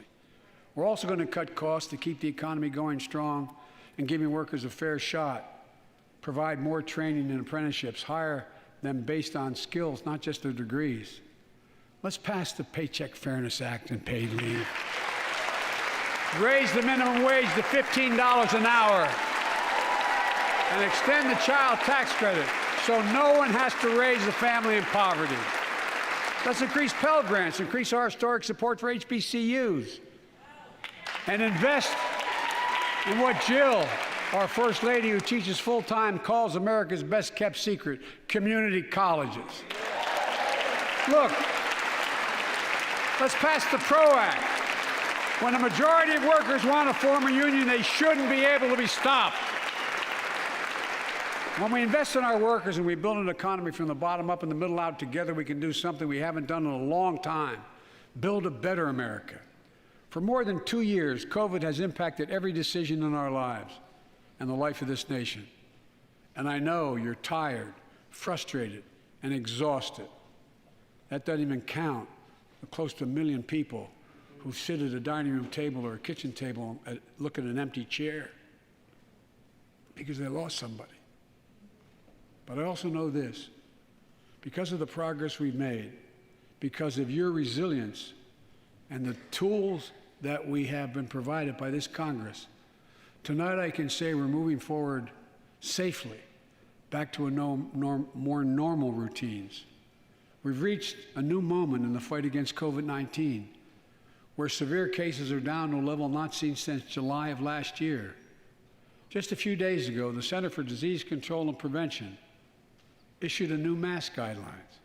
Under the new guidelines, most Americans and most of the country can now go mask-free. And based on projections, more of the country will reach a point across the next couple of weeks. And thanks to the progress we've made in the past year, COVID-19 no longer need control our lives. I know some are talking about living with COVID-19, but tonight I say that we never will just accept living with COVID-19. We'll continue to combat the virus as we do other diseases. And because this virus mutates and spreads, we have to stay on guard. And here are 4 common sense steps as we move forward safely, in my view. First, stay protected with vaccines and treatments. We know how incredibly effective vaccines are. If you're vaccinated and boosted, you have the highest degree of protection. We'll never give up on vaccinating more Americans. Now, I know parents with kids under 5 are eager to see their vaccines authorized for their children. Scientists are working hard to get that done. We'll be ready with plenty of vaccines if and when they do. We're all ready. We are also ready with antiviral treatments. If you get COVID-19, the Pfizer pill reduces your chances of ending up in the hospital by 90%. I've ordered more pills than anyone in the world has. Pfizer is working overtime to get us 1 million pills this month and more than double that next month. And now we're launching the Test to Treat initiative. So people can get tested at a pharmacy, and if they prove positive, receive the antiviral pills on the spot at no cost. And folks, if you're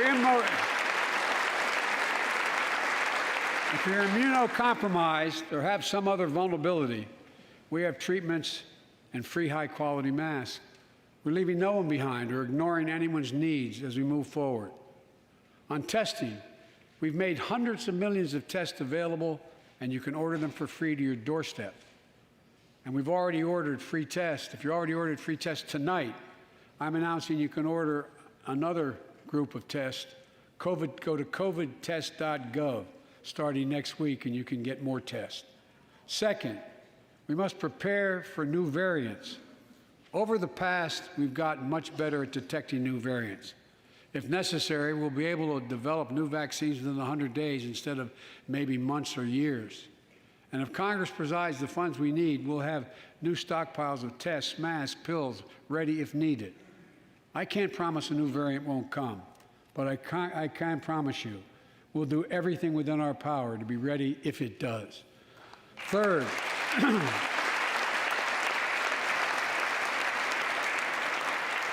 we can end the shutdown of schools and businesses.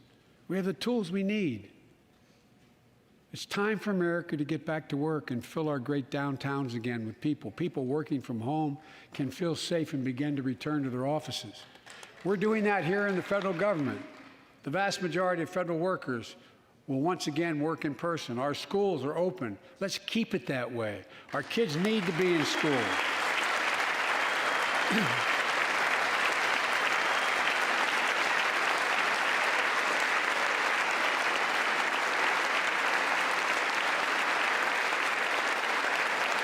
With 75% of adult Americans fully vaccinated and hospitalizations down by 77%, most Americans can remove their masks and stay in the classroom and move forward safely.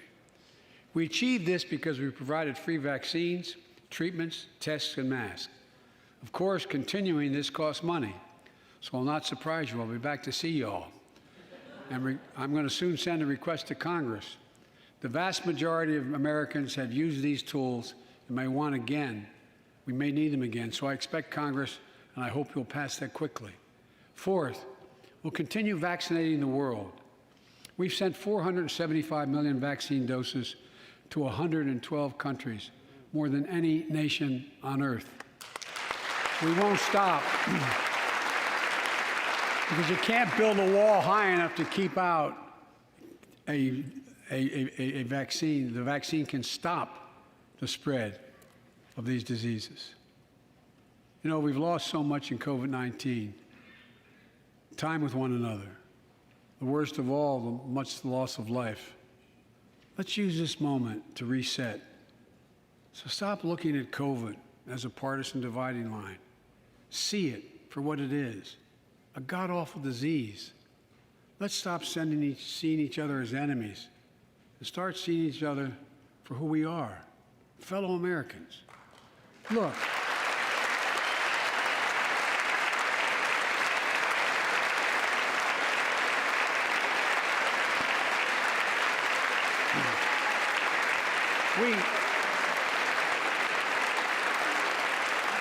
we can't change how divided we've been. It was a long time in coming. But we can change how to move forward on COVID-19 and other issues that we must face together. I recently visited New York City Police Department days after the funerals of Officer Wilbur Mora and his partner, Officer Jason Rivera. They were responding to a 9/11 call when a man shot and killed them with a stolen gun. Officer Mora was 27 years old. Officer Rivera was 22 years old. Both Dominican Americans who grew up in the same streets that they later chose to patrol as police officers. I spoke with their families, and I told them that we were forever in debt for their sacrifices and will carry on their mission to restore the trust and safety of every community deserves. Like some of you that have been around for a while, I've worked with you on these issues for a long time. I know what works. Investigating crime prevention and community policing, cops who walk the beat, who know the neighborhood, and who can restore trust and safety. Let's not abandon our streets or choose between safety and equal justice. Let's come together and protect our communities, restore trust, and hold law enforcement accountable. That's why the Justice Department has required body cameras, banned chokeholds, and restricted no-knock warrants for its officers. That's why the American Rescue Plan that you all provided $350 billion that cities, states, and counties can use to hire more police, invest in more proven strategies.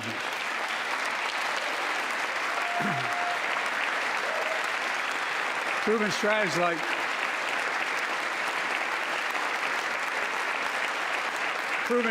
like community violence interruption, trusted messengers, breaking the cycle of violence and trauma, and giving young people some hope.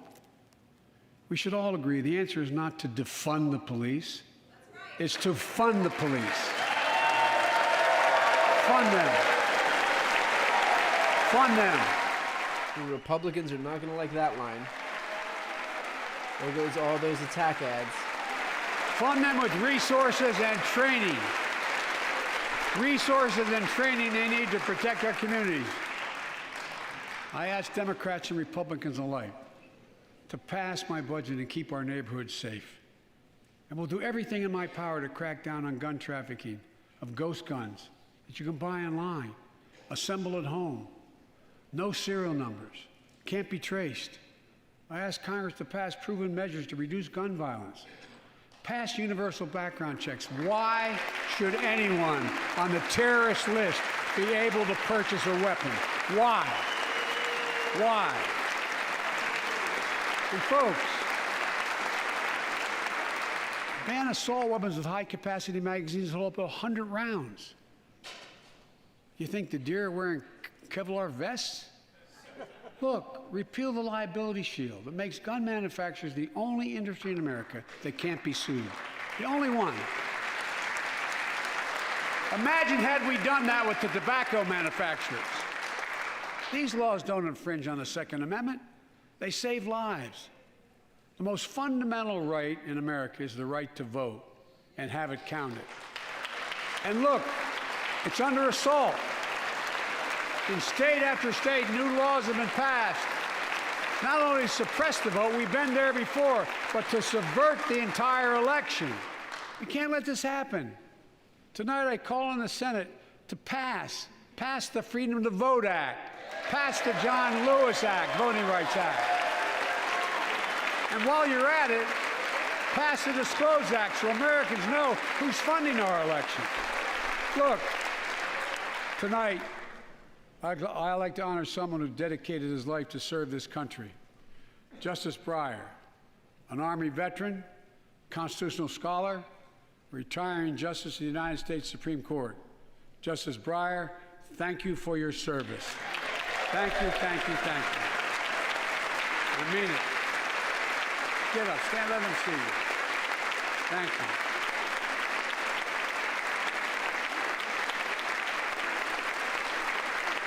And we all know, no matter what your ideology, we all know one of the most serious constitutional responsibility a president has is nominating someone to serve on the United States Supreme Court. As I did 4 days ago, I've nominated the Circuit Court of Appeals, Ketanji Brown Jackson, one of our nation's top legal minds, who continue in Justice Breyer's legacy of excellence. A former top litigator in private practice, a former federal public defender, from a family of public school educators and police officers. She's a consensus builder. Since she's been nominated, she's received a broad range of support, including the Fraternal Order of Police and former judges supported by Democrats and Republicans. Folks, if we're to advance liberty and justice, we need to secure our border and fix the immigration system.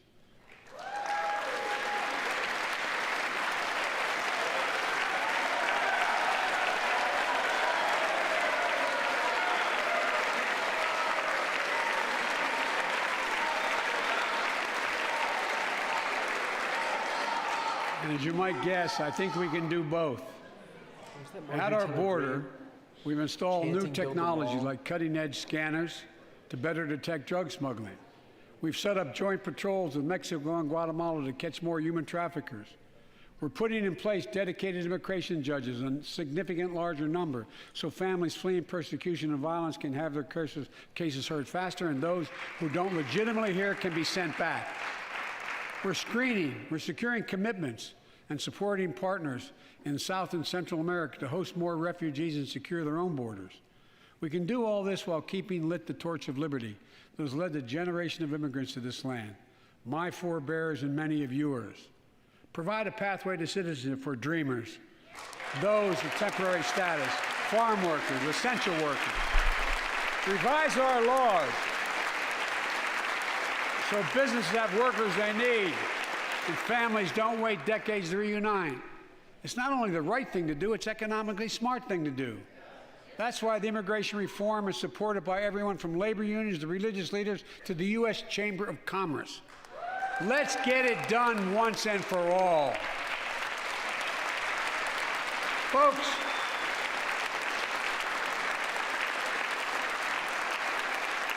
advancing liberty and justice also requires protecting the rights of women.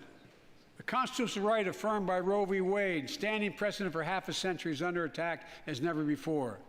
If you want to go forward, not backwards, we must protect access to health care, preserve a woman's right to choose, and continue to advance maternal health care for all Americans. And folks, for our LGBTQ plus Americans, let's finally get the Bipartisan Equality Act to my desk. The onslaught of state laws targeting transgender Americans and their families, it's simply wrong. And I said last year, especially to our younger transgender Americans, I'll always have your back as your president so you can be yourself and reach your God-given potential. Folks, It's a big deal for him to mention that during the State of the Union. as I've just demonstrated, while it often appears we do not agree, and that we do agree on a lot more things than we acknowledge.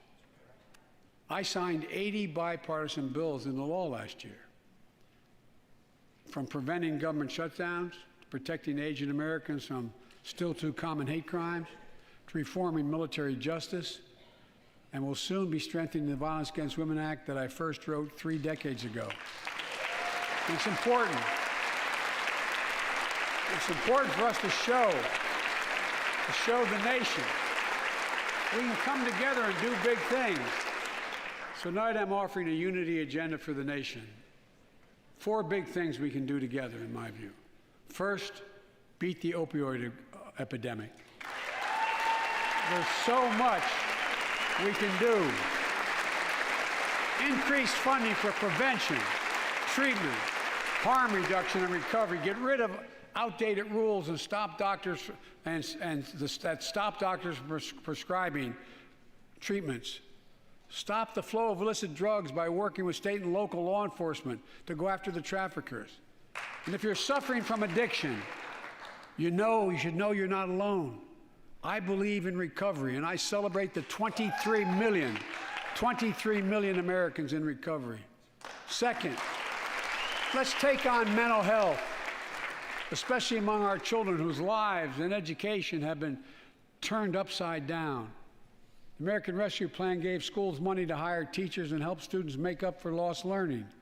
I urge every parent to make sure your school does just that. They have the money. We can all play a part.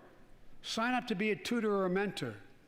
Children were also struggling before the pandemic: bullying, violence, trauma, and the harms of social media. As Frances Haugen, who is here tonight with us, has shown, we must hold social media platforms accountable for the national experiment they're conducting on our children for profit. Wow. Damn. Good for him.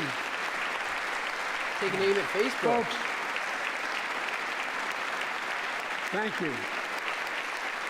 Thank you for the courage you showed. It's time to strengthen privacy protections, ban targeted advertising to children, demand tech companies stop collecting personal data on our children, and let's get all Americans the mental health services they need. More people can turn for help and full parity between physical and mental health care if we treat it that way in our insurance. Look,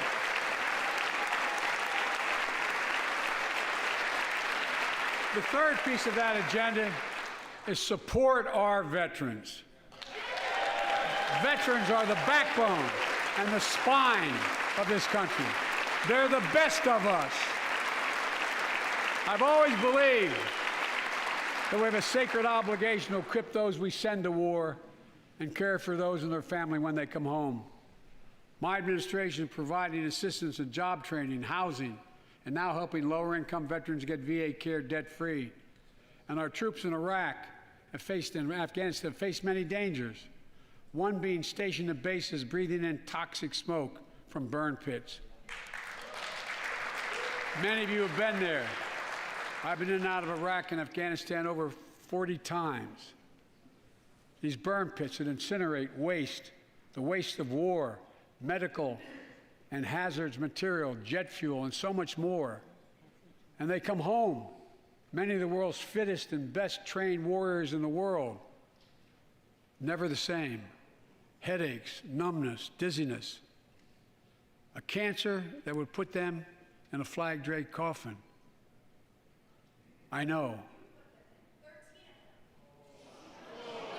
One of those soldiers was my son, Major Bo Biden. I don't know for sure if the burn pit that he lived near, that his hooch was near, in Iraq and earlier than that in Kosovo, is the cause of his brain cancer, the disease of so many other troops. But I am committed to find out everything we can, committed to military families like Danielle Robinson from Ohio, the widow of Sergeant First Class Heath Robinson. He was born a soldier, Army National Guard, combat medic in Kosovo and Iraq, stationed near Baghdad, just yards from burn pits the size of football fields. Danielle is here with us tonight. They loved going to Ohio State football games.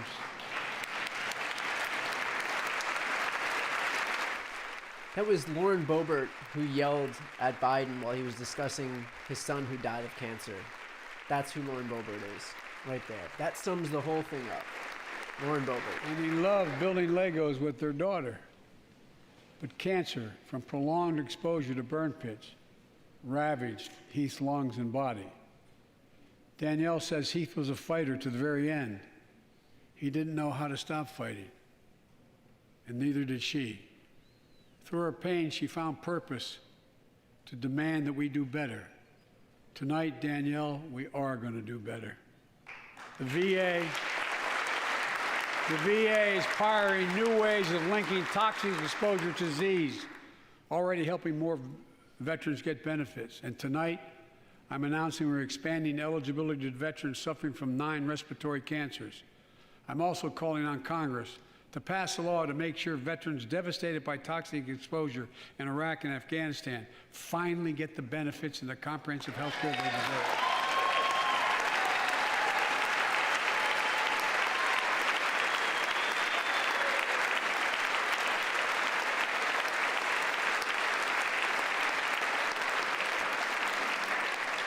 And fourth and last, let's end cancer as we know it.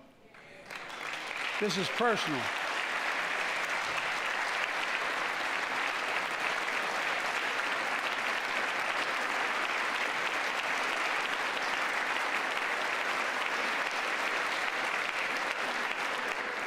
This is personal to me and to Jill and to Kamala and so many of you. So many of you have lost someone you love. Husband, wife, son, daughter, mom, dad. Cancer is the #2 cause of death in America, second only to heart disease. Last month, I announced the plan to supercharge the cancer moonshot that President Obama asked me to lead 6 years ago. Our goal is to cut cancer death rates by at least 50% over the next 25 years, and I think we can do better than that. Turn cancers from death sentences into treatable diseases. More support for patients and their families. To get there, I call on Congress to fund what I call ARPA-H, Advanced Research Projects Agency for Health, patterned after DARPA and the Defense Department. Projects that led in DARPA to the internet, GPS, and so much more that make our forces more safer and be able to wage war with more clarity. ARPA will have a singular purpose: to drive breakthroughs in cancer, Alzheimer's and diabetes, and more. A unity agenda for the nation. We can do these things. It's within our power, and I don't see a partisan edge to any one of those 4 things. My fellow Americans, tonight, we've gathered in this sacred space, a citadel of democracy, in this Capitol, Generation after generation of Americans have debated great questions amid great strife and have done great things.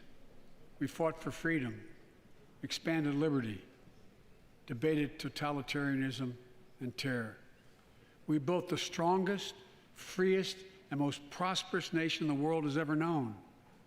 Now is the hour, our moment of responsibility, our test of resolve and conscience, of history itself.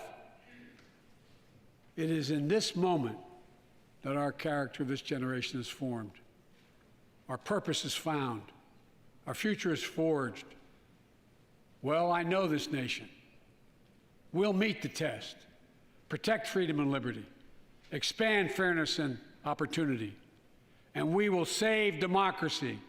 As hard as those times have been, I'm more optimistic about America today than I've been my whole life, because I see the future that's within our grasp, because I know there's simply nothing beyond our capacity. We're the only nation on earth that has always turned every crisis we've faced into an opportunity.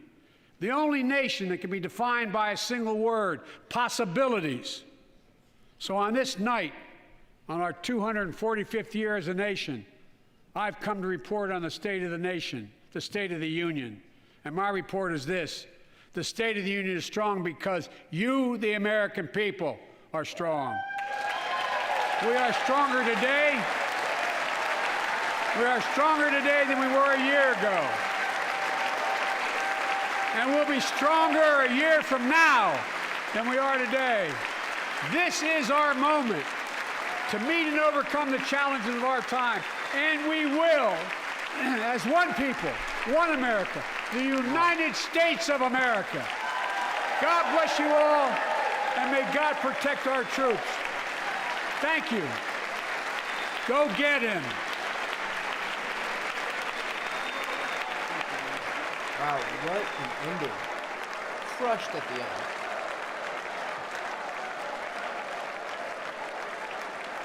Crushed at the end.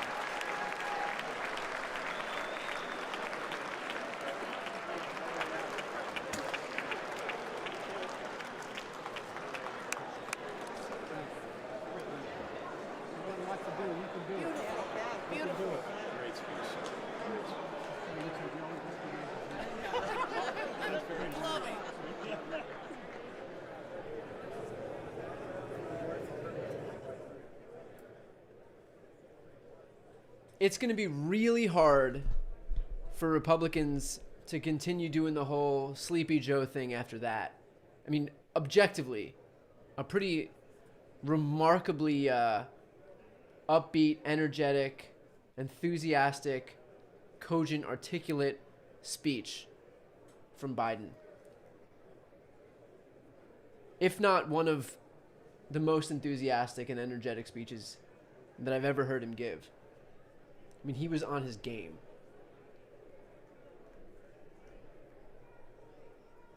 Which is especially important because, look, we're not just contending with the realities of like COVID and Ukraine and Russia and all this other crap, but there's a barrage of disinformation that we're contending with on the right. And this whole, cognitive decline narrative that Republicans are just entrenched in.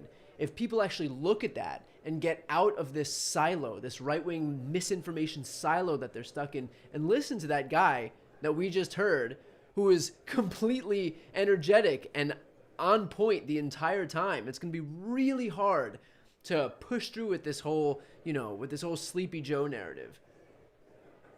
You listen to that, and you compare that with the running stream of consciousness that we got used to after 4 years of Trump during those speeches, just like errant synapses firing in his brain and random collections of thoughts being strung together, whatever fell out of his face at some random moment.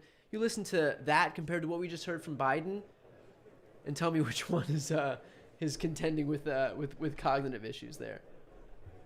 So good for him. I just want to make one mention. That was Lauren Boebert, who heckled Joe Biden while he was discussing his son who died.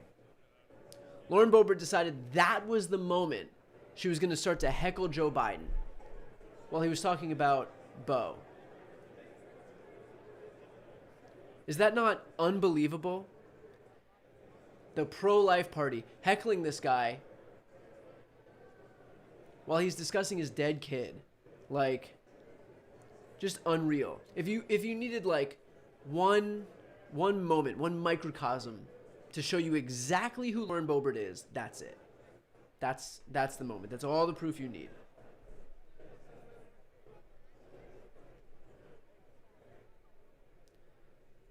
That wasn't even the first time she tried to heckle him during this entire speech. She also teamed up with Marjorie Taylor Greene to chant "Build the Wall." That lasted 4 seconds. These people are children, like actual children. Something else that I thought was especially noteworthy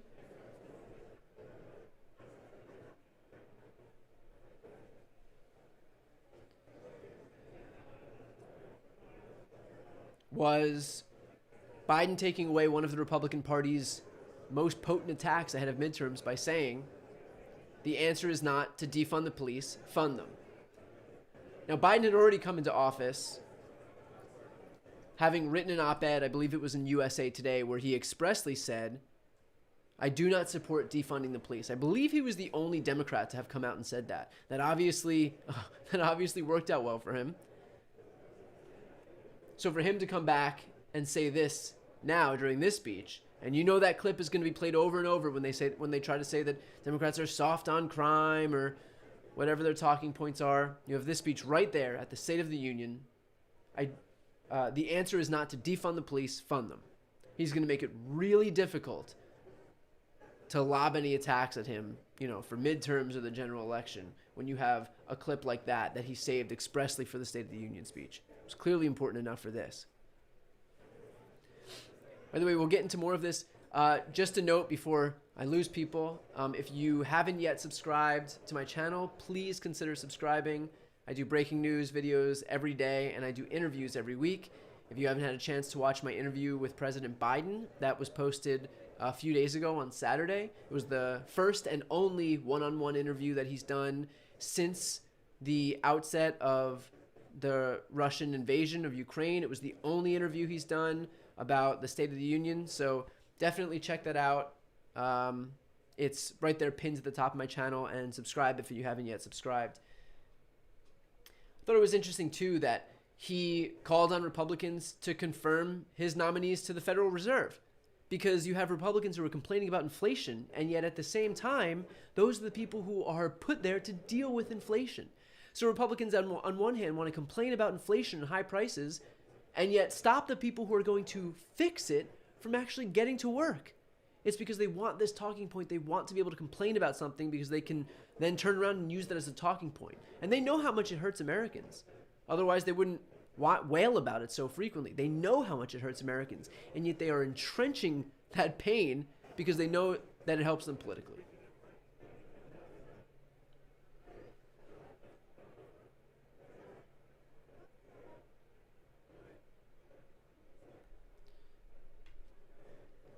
By the way, shortly I will be jumping off because I have, I'm doing a Twitter space. So if you don't follow me on Twitter, follow me along on Twitter. I'm doing a Twitter space with Ron Klain, Biden's chief of staff, and a few others. So definitely check that out. We're going to ask Ron Klain a bunch of questions. So definitely tune in. If you don't follow me on Twitter, give me a follow there.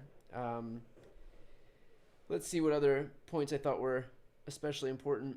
Biden announcing that the U.S. is going to ban Russian flights from American airspace. That's a big move. Again, shows how the world is united, how NATO is united, how democracies are united in pushing back against Russia. So a big change from the last administration, which did everything it could to coddle Russia. Trump undermined NATO. Trump softened the GOP's platform on Ukraine. You had Trump administration officials who took Russia at their word when they said that it was Ukraine who was involved in the election hacking of 2016. And of course, Trump withholding $391 million in military aid to Ukraine because he was so desperate to extort Zelensky for dirt on Biden. So a big change from the last administration to this one. I guarantee you, if Trump was in the White House, if a Republican was in the White House, somebody in the whole MAGA world was in the White House, and we had this situation erupt in Russia like we do now, it would be a fundamentally different picture. You would have, Trump waffling, or some Republican waffling about his best friend Vladimir Putin, just like he did for Kim Jong-un, just like he did for Duterte and Erdogan and all the other autocrats and strongmen of the world. This is what happens when you have a Democrat in office and someone who fights for democracy, on behalf of democracy, and not autocracy. I think it's interesting too, and I'm glad that he touched on the fact that the most jobs ever created during the first year of a presidency was in this administration, all of which was done without beating his chest by calling himself the jobs president. The ultimate irony is that Donald Trump spent God knows how long calling himself the jobs president, and yet had the worst jobs record of any president in modern American history. Meanwhile, his predecessor, Joe Biden, comes into office, or not predecessor, rather, his successor, Joe Biden, comes into office, creates the most jobs in American history, all without beating his chest, all without, crowing about how he's the jobs president. And I think going off of everything he said, it's easy ahead of this speech having started. I was like, how is he gonna go in there and say the State of the Union is strong? I mean, we're contending with this conflict in Ukraine. I mean, like, what has the potential to be the biggest ground war in Europe since World War II. We're contending with COVID. We've seen roughly 1 million Americans die, the biggest mass casualty event in American history.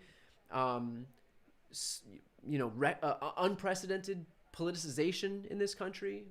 All this BS with masks and vaccines. How is he going to go in there and say the State of the Union is strong? But the way that he threaded this entire speech about, how America is coming back, how we've added more jobs, how the economy is getting stronger, how we have ample medicines and vaccines available so that we can get out of this pandemic, all of that together. I mean, the fact that he ended with this quote, "The State of the Union is strong because you, the American people, are strong," was the perfect way to do that. Not in a way that I expected at all. I didn't know how he was going to do it. I was expecting him to say something like, the State of the Union is getting stronger. I think that was an Obama line, or the American people are resilient, and so it'll be strong soon. But I think the way that he did that was perfect.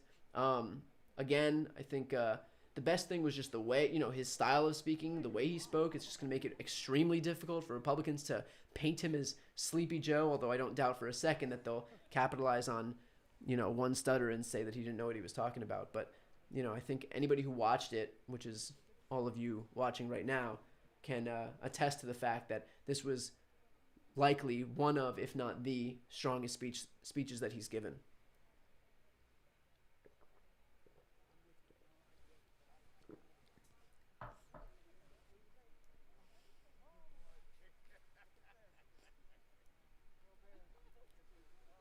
So overall, excellent speech. A lot of opportunities to have screwed up, given how dire the situation in the world is right now. But I think he threaded it together perfectly. Really, really just a remarkable job all around. Came in at a little over an hour, but it went quite fast. So I think a success overall for tonight. So with that said, I'm going to jump off because I am going to start on YouTube. Please give me a follow. I'll do these live streams on big events like this one. I also do breaking news videos every day and interviews as well. So with that said, thank you everybody for watching with me. I really appreciate it. I know there's a ton of channels that live stream. I know that there's news networks that live stream as well. So I really appreciate you choosing this channel and watching alongside me for tonight. And see you for the next one. Thanks again.